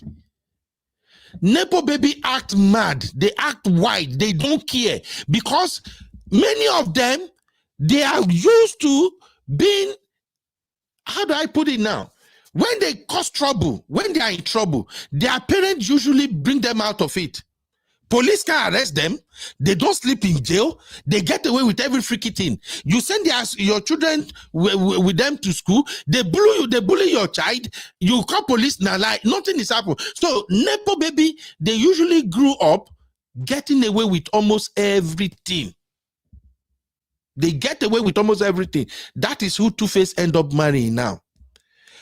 This girl, we do whatever she wants to Tuface. I swear to God, Tuface don't have what it takes to say, oh, she's going to pay for it. They're not born in Papa well. The girl family now, did you see any of them on social media? You see any of them come out to condemn what she's doing? I hear that Edo State House of Assembly said they want to hear from her. She disgraced them, whatever. That is bullshit. What is Edo State House of Assembly business with marriage or something? Is that the matter at hand right now? But did you hear anybody from the girl's family come out to say, oh, the behavior we saw on that free show, that is not our daughter? I was even expecting the family to come out and use postpartum as an excuse for that behavior. Nobody come out. What does that tell you? If she on her life Tuface, well, Bagbe, nothing will happen to her. Nepo baby get away with every freaky thing. That's my take. Pray for Tuface, I beg. Tuface is going through it right now. And then I told you guys on the yesterday or which day, I said, hey, Abby, you are the one I'm going to really enter one shokoto with this one. I told you guys that I saw Annie. That Annie is kind of, how did they say this thing now? Annie was shading Tuface. When I say, no, Ben, that is not shade. She's not shade. I saw Annie posted another video today. Make I show now real quick, man, I know verse. I'm done with my rant anyway. This is Annie. See Annie. Hear the audio. Like this. Like I went to bed like this and I woke up like this. I still have some makeup on my face from last night's shoot. I didn't get home till about 3 a.m. So I just passed out. I just took off my clothes, wore my sweatshirt. I didn't woke up until I just passed out on the bed. So I woke up like this. So ignore the makeup face. Makeup don't good. Ignore it, but look at my. Forget that shit. That is Annie right there, trying to shade Tuface. Anyway, my final take is, please, let us pray for Tuface. Tuface is going through a lot. Tuface might look gentle on the outside, but I think he's actually part of the problem. And you know one thing with men like this, they use their word to trigger their women. That's what they do mostly. The gentle, calm, no, well, an easy person now. Inside house, what comes out of their mouth is what usually drive their women crazy. Any experienced sisters here should know what I'm talking about now. Their words. They will say some nasty thing. The woman will just enter gear straight up. And this same video again, this look like a video recorded by Natasha. I've always told you, I'm a cameraman. When I see camera position, I know he's doing the recording. Natasha is almost as tall as Tuface. So when you see Tuface not tall guy. When you see camera facing Tuface like this, and the camera is, you can even find space above his head. That is Natasha recording it. That is a woman telling Tuface, oh yeah, come and tell them to leave me alone. They are dragging me now. And I almost forgot. Well, maybe when I come back, I will dive into their case properly. Let me allow my brothers in the studio to just add one or two things. Comparable fact, Baba, I know you don't do all this church, you know, you only do politics, but Baba, what do you have to say real quick? Comparable fact, Baba, I know you don't do all this church, you know. I can hear myself for comparable fact. What do you have to say real quick? Icons. Oh, all right. Maybe comparable fact is fixing his audio. Uncle Dio. Okay. Can you hear me? Yes, I can hear you now, sir. Please go ahead. Results. Can you hear me? Conspiracy. Yes, I can. Please go ahead. We've seen Boko Haram regroup, regroup, and regroup. But there is this audio. There's this audio coming up. Okay, I can hear it now. Go ahead, sir. Hello, sir. Comparable fact. Okay. Comparable fact. Maybe you will go out. Can you hear me? I don't know. I can hear you. I can hear you. Can you hear me? Yes, sir. I can. Maybe you will go out. Bro, you have to go and come back, sir. I will Hold on. again. Let me go out and come back, okay? Because I wanted to contribute for a few minutes. Something wrong. Yeah, all let me right, go out sir. and come. Thank you. Thank you. Uncle Dio, Tuface matter. Yes, sir. Two-Face matter is always very, very passionate because you see a man, a star, a role model that some people are looking up to, going through drama like this. It breaks somebody's heart because, number one, his name is Innocent. He always looks innocent, even though he's not really innocent in the other room. But as a person, he's always looking innocent outside. And he has a flaw. He has a flaw, and that flaw is that he just can't seem to get women off him. That's why, you know, he has been dragged over the years about women issues and women matters, about infidelity and all. However, in this particular instance now, the person that, you know, there is an adage in Yoruba that says, "Ẹni rí nǹkan rẹ̀ tó fẹ́ kú pẹ̀lú ẹ̀, ọwọ́ ẹni tó ti sọnù kọ́." Now, you that saw something on the floor and you pick it and you want to go and die with it, what about the person that lost that thing? So basically, Natasha snatched Two-Face, so to say, from someone, and now she's going all the way with him. But the major problem here is that Uncle Dio, no vessel. I don't think Natasha snatched Two-Face. Two-Face is the one that cheated with Natasha. Why? No, whatever I think, both of them are guilty. Now, the thing is this: ever since that union has started, up till now, she has been like a bodyguard to Two-Face. Anywhere the guy went, anywhere the guy is going, anywhere, they even call him on stage. I saw a video this afternoon. They were calling Two-Face to come on stage at a show, at an event. Now, that, you know, maybe to come and speak or maybe to come and deliver a special number or whatever. You know that as they were inviting Two-Face to come on the stage, Natasha have to follow him. It was that bad. So irritating, eh? It was that Very bad. irritating. So I was like, what's going on here? What's going on? You cannot even leave him alone for 1 minute. You've not allowed him to do. Now, how many records has Two-Face released ever since he met with this woman? How many tracks has he released? I don't know of any. Because when you're not mentally composed, you cannot write good songs. You cannot even do what you're supposed to do as a man. And this woman is all over him, dragging. That's why I agree with you when you said that we should pray for him. We should not only pray for him because of this. Uncle Dio, your phone is breaking the network. Hey, Nigeria, my fatherland. Some people, a woman can make you and a woman can marry you.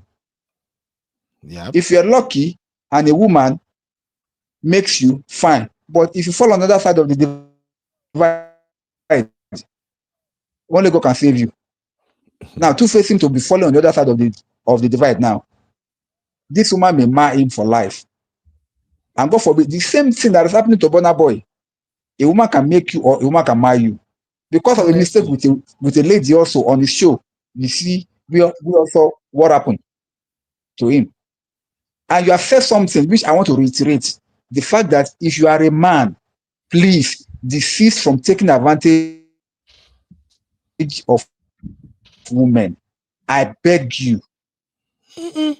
I've shared my own personal story. Uncle Dayo. Never you take advantage of women. And that has been my guiding principle in life. I will not, you would rather be the one that will take advantage of me, rather for me to take advantage of you as a woman. But some men take it as fun. In fact, they take it as clout. They are always going out there. To them, it's like what do I call it? It's like a crown on their head. Oh, I've gotten that one. They will do everything possible. Yes, sir. Can you hear me? Yes, we can hear you, Uncle Dayo. Comparable fact is hello. That. Yeah, we can hear you, Uncle Dayo. Finally, your network don't catch up with you, Uncle Dayo. Uncle D, your network. Okay. I'm here now. Can you hear me? Yes, we can hear you, sir. Sorry about that. So, can you hear me now? Yes, we can hear you. We can Sorry hear about you. that. Where is the delay coming from to real long? Everything is just wrong with this country. God will help us. Amen. Now, Amen. Ha. I should remember Tuface enough. I don't want to wake up one morning and hear that Tuface has spied. Please, let's pray for him. Thank you. Amen. Thank you. All right, comparable fact, you are back, sir. Yeah, greetings to Uncle Dayo. Greetings, everybody. How you doing, Beno? I'm doing fine, sir. Thank you Great. Good evening. I was here Comparable just fact, laughing. Yeah, thank you very much. I say, Uncle Beno, don't finish us from preaching of love sermon. It's more than rant. It's a some. I said, man, this guy has gone deep, man. I swear. I was enjoying it, and I was saying, wow, I didn't know this man has that intellect capacity when it comes to this area. I mean, I know you do, but I was just saying. But I didn't know you have this more deep anyway. But it's good. You know, sir, I just think that a lot of our agendas really don't understand the value of peace when they are with a woman. Some of them don't even know how to maintain that peace, and that is why their life they get issue up and down all the time. So we just have to say it sometimes. Maybe our agenda go here. Sometimes it's just like I tell my kids, I mean, I have 2 boys, 2 girls, so I was blessed in that regard. Wow, you love 4 of them. So, and I said, if you want to have this, in your family, when you decide, when you grow and get married, make sure, you keep your wife peace. You keep your wife peace, regardless of what happened, okay? That is the most fruitful. Let me quickly read this comment from Diaspora Diva. I've been reading her comment. Laughter won't finish me. She said, if Tuface escaped this war, if he jump into another one, wow. It never seems to end with him. Go ahead, sir.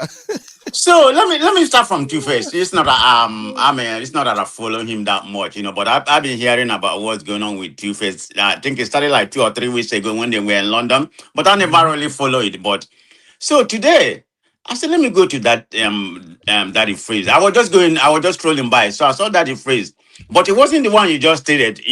Maybe Tuface and the wife or whatever, the girlfriend, they are not married legally. So they came back to Daddy Freeze, right? I've not seen that. It's the one you just said about how the girl seemed like it was controlling Tuface. And that was the one we all saw. Okay. The first one I saw, the reason why, because at that particular time, I don't know when the other one aired. It must be yesterday. It was 2 guys, both of them are the promoter. I think that was the genesis why Tuface came on Daddy Freeze, because during that time that Tuface hasn't come on Daddy Freeze, because Daddy Freeze was saying, please, Natasha and Tuface, you all need to come and defend yourself, because those guys was making a lot of insinuation or whatever. Maybe they have a fight, but what happened was those are the promoters. Yeah. The two guys that were there, they were the promoters. They see this fracas started from Nigeria airport. I think from Lagos airport, because those two guys are the promoters, including the ARPs. I think ARP sponsor some of the, what they're supposed to be doing in London. But according to what they say, in order not to go in detail, you all have seen the picture or whatever, they put everything, on Natasha head.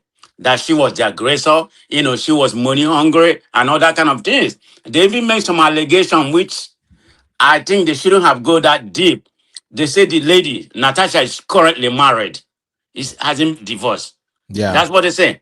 Yeah.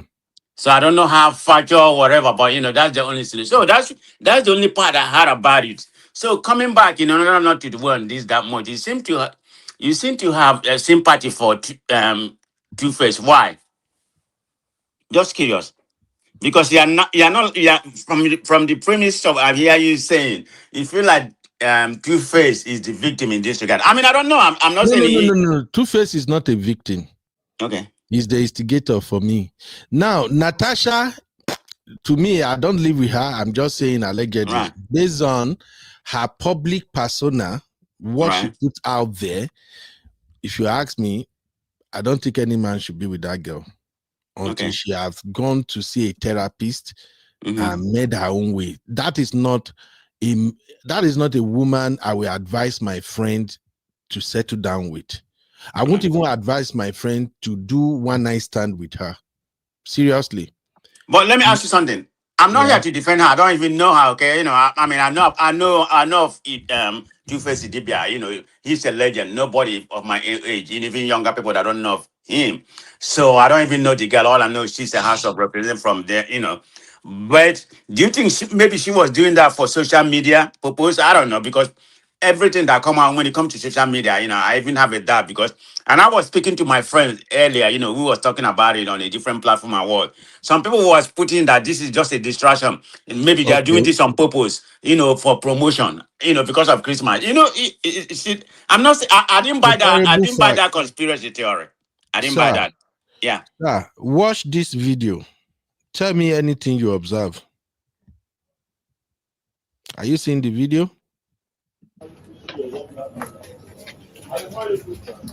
First off, what do you observe? What do you observe from this video? Comparable fact. Sir, are you here? You are muted. What's going on? Okay, I can hear you now. Did you see the video I just played now, sir? Hey, comparable fact, what's happening? Can you guys hear me? Please, if you can hear me, drop a 1 in the chat. Let me know whether the problem is coming from my angle or maybe it's from my guest. If you can hear me, drop a 1 in the chat, please. We can hear you, Uncle Ben. We can hear you. Okay, thank you, sir. I don't know, maybe it's Mr. Comparable's network. Uncle Daya, while we are waiting for Mr. Comparable, please watch this video and tell me what you make of this.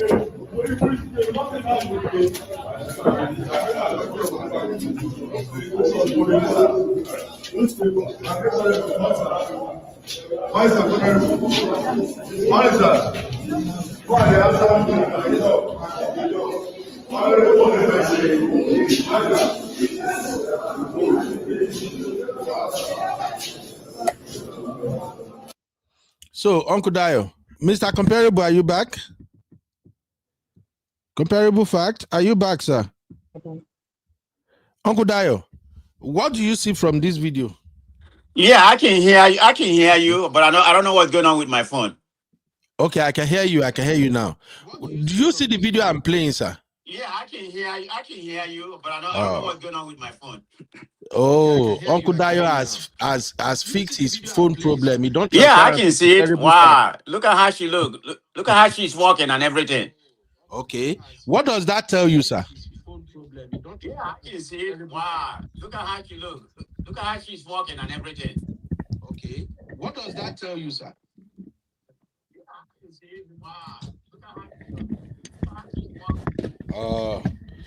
Comparable. Your audio is really doing shaggy today, oh, bros. But anyway, because we got to go, I'll just wait for you to come back. Uncle Dio, what's your impression from this one video? There are hundreds of videos out there. Let's just go by this one video first. What are your impressions? Anybody in the chat, tell me, what do you observe? Yeah, go ahead, sir. Number one, I see arrogance. I see masculinity, and I see something called defiance. Because the way she walks, the way she carries herself, everything shows that. In fact, it's like all these girls that they call tomboys. Mm-hmm. It get behaving like a man. It get trying to be like a man, walk like a man, and all. So it's like she's a tomboy. And to me, there's nothing feminine. There's no feminine. There is nothing feminine about him. About her at all. She's just being masculine. That's all. And to me, that's a put off. I don't know. Anyway, everybody have what they are looking for in a woman. This kind of woman can never attract me for a second. I'm sorry. Okay. That's the point I'm making, and I'm glad that people are seeing it too. Shout out to Bami. Bami say control freak. Alabi, is that Alabi? Alabi say a confident lady. Okay, now here we go. And Mjo said Natasha is an Agbiru area boy. That, and she works as hard as those people, man. Basically, what I'm just seeing from all our videos and other thing is that the behavior is not normal. Let's just call it what it is. You can't be a honorable, a lady for that matter. There's a reason why they always say act like a lady. Act like a lady. It's not, you don't have to walk like this to prove that you are hardcore. There are many sisters out here, beautiful, sexy sisters. Go dare them. Go try them. May they show you craze. You no go believe, say that sexy, fantastic looking woman with you no go know say that she they do you craze. You don't have to behave like this. So for me, I don't know her. I'm just saying based on what she put out there. If a boy come to me now and say, Uncle Ben, you see this lady, yeah, I'm in love with her. I will tell that boy, run for your life. She wear dark shades all the time. I get it. Women wear dark shade, maybe depending on if it's sunning outside or what they have on. These guys wear dark shade even at night. And then I started seeing videos of her and Tuface at a party. The way she sit, even that Tuface Musa, let's call it what it is. Look, let's call it what it is. We just love Tuface ni. Tuface is not a seasoned guy. I'm sorry. He's not a seasoned guy. Tuface don't even know how to act like a man. At 50 years old, Tuface is still acting like a boy, like a child, a baby boy. I saw one video, maybe after I be show you, when I come back, I will go through all of that. I saw the way she usually sit with Tuface at events. She go there behind, come put her hand around Tuface. That is creepy as shit. Men are the one who usually sit like that. Uncle Dayo, Abimokparo, we men, we are the one who, even if we want to like cuddle or something, men are usually the one that will be behind and then you wrap your hands around your woman. It's funny, sexy. But I've seen like 2 videos or 2 pictures now. Natasha will be the one. Too. Now she go open. Natasha go open her leg wide. She go open her leg wide. Tuface go there in the middle. She will wrap her hand around Tuface. What kind of bullshit is that? And no woman will do that thing with me. Jesus, that is yeah. For those who don't understand what that means, I don't know if you now see one video that was making a round. I think earlier this year or last year. It's like a skit where women go enter kitchen, maybe the husband, they do something, they'll just turn the husband around, they go leave the husband up, put her on top the kitchen island. You know, normally the way men behave, when you just see your girl, you know, you just carry your girl, you put her on top the kitchen island, you know, you just mess with her. So I saw those videos, and you saw the way the men are reacting. That is not normal. No.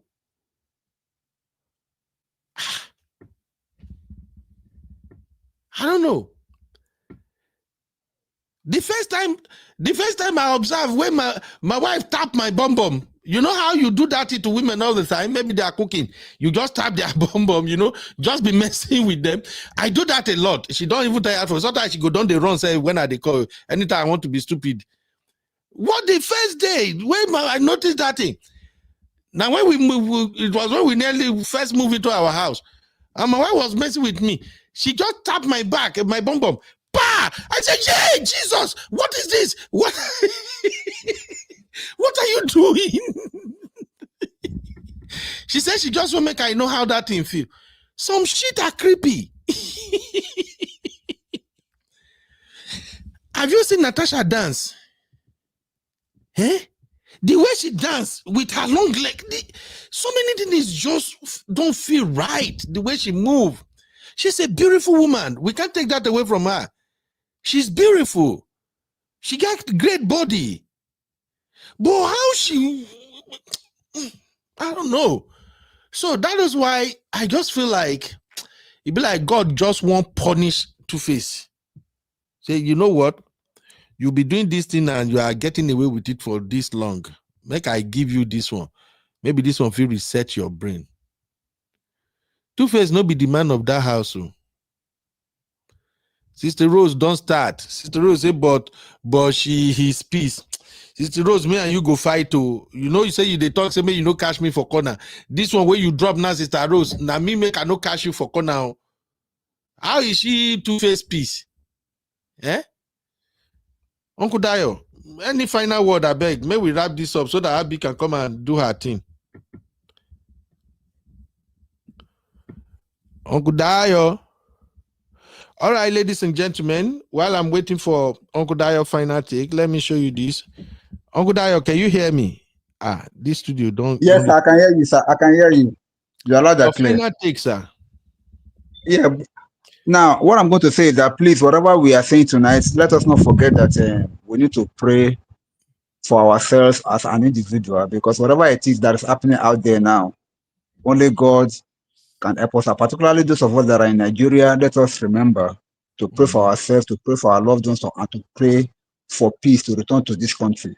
And God helping us. As for Tuface matter, please, we all don't want anything bad to happen to him. Yes, he has made some mistakes, accepted. Who doesn't? All of us make mistakes in our lives, but nobody wants anything bad to happen to this young man.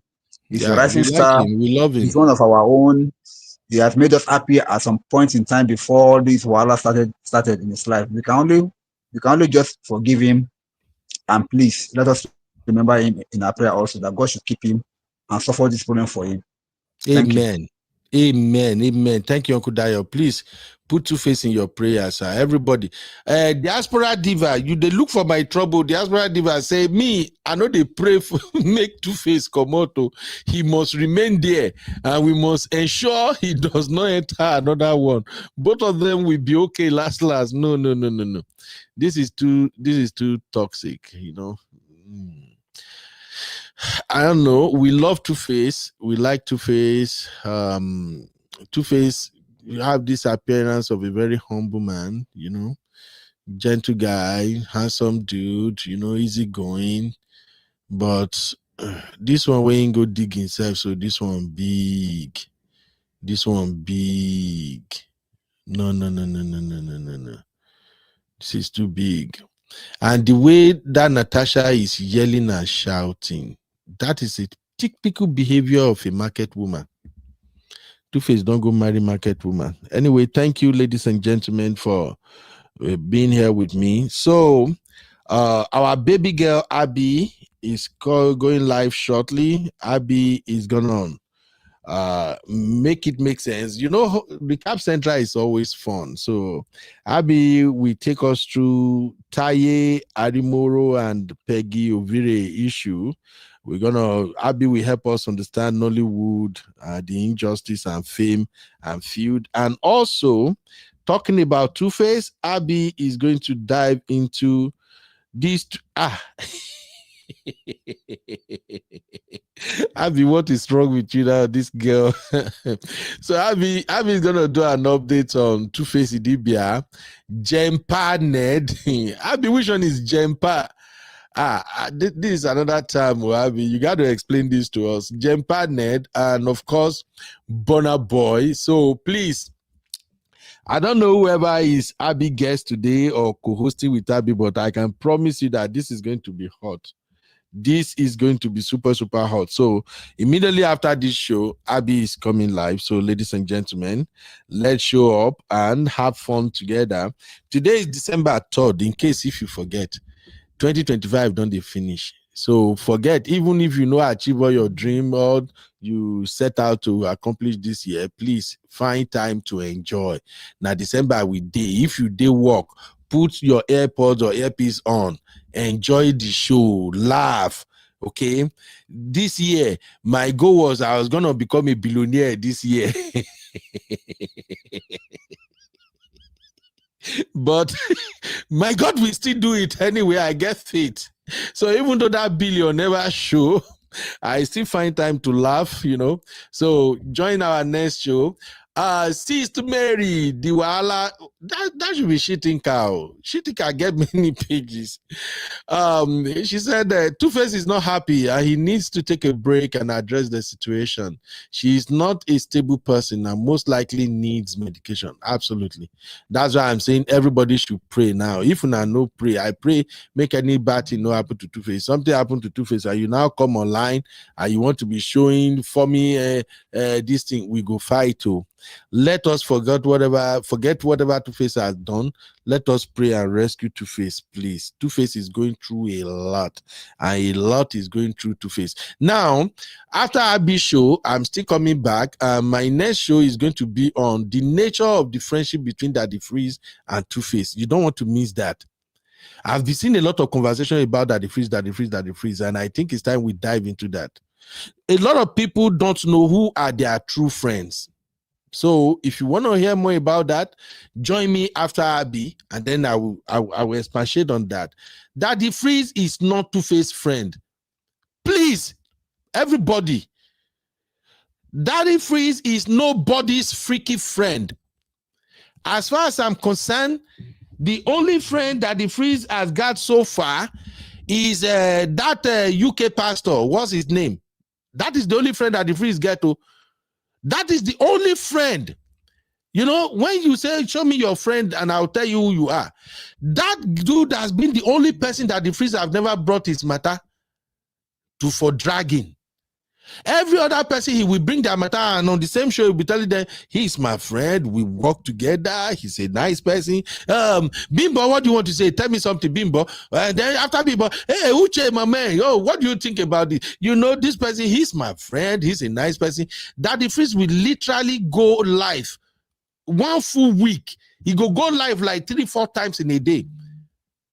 On matter where concern people when he call, say, he be friend. Daddy Freeze is no freaky body's friend. So if you want us to talk about friendship and how you can identify true friends after Abby's show, please join me, ladies and gentlemen. Now I got to go before Abby kick my butt out of this studio. Abby, baby girl, over to you now. Let me pack my load and leave this studio. Anyway, can I even call this one political roundtable or political versus celebrity roundtable? I don't know whatever we did today, but I just know we did something. I'll see you guys in the next one. Please join my Abby. Who is your guest? Make I ask before I come on here. Who's your guest, Mama? Or you not get guest today? You know it's recap. Let me just say this, please. Abby show, Abby job is to just come up here and help us make some of these matter make sense. Okay. And you know, Abby is a very, very good storyteller. So Abby is to come and just dissect the whole thing, walk us through it. Now, if Abby shared the link for people to call in, please let us appreciate that gesture.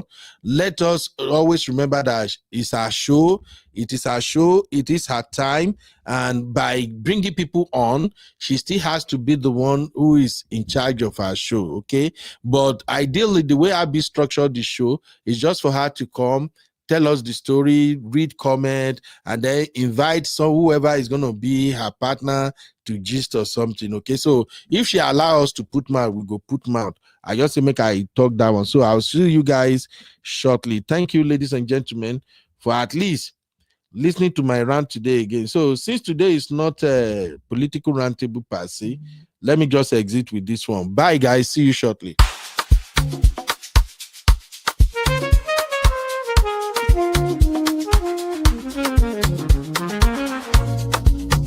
Yeah, yeah, yeah. You be in the building. Hey, vibe with Uncle Bino. Let's go. Now happy hour things, you know.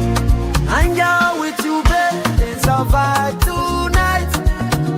Hey, laugh and learn. We shining bright. Oh yeah. You be stories, life lessons time. On the Uncle Benno show, everything feels right. From the streets to the world, we talk real talk. Vibes on the beat, make the whole place rock. Happy hour flow with smiles non-stop. Sip and chill with you, be the energy on top. You be stories dropping them every day.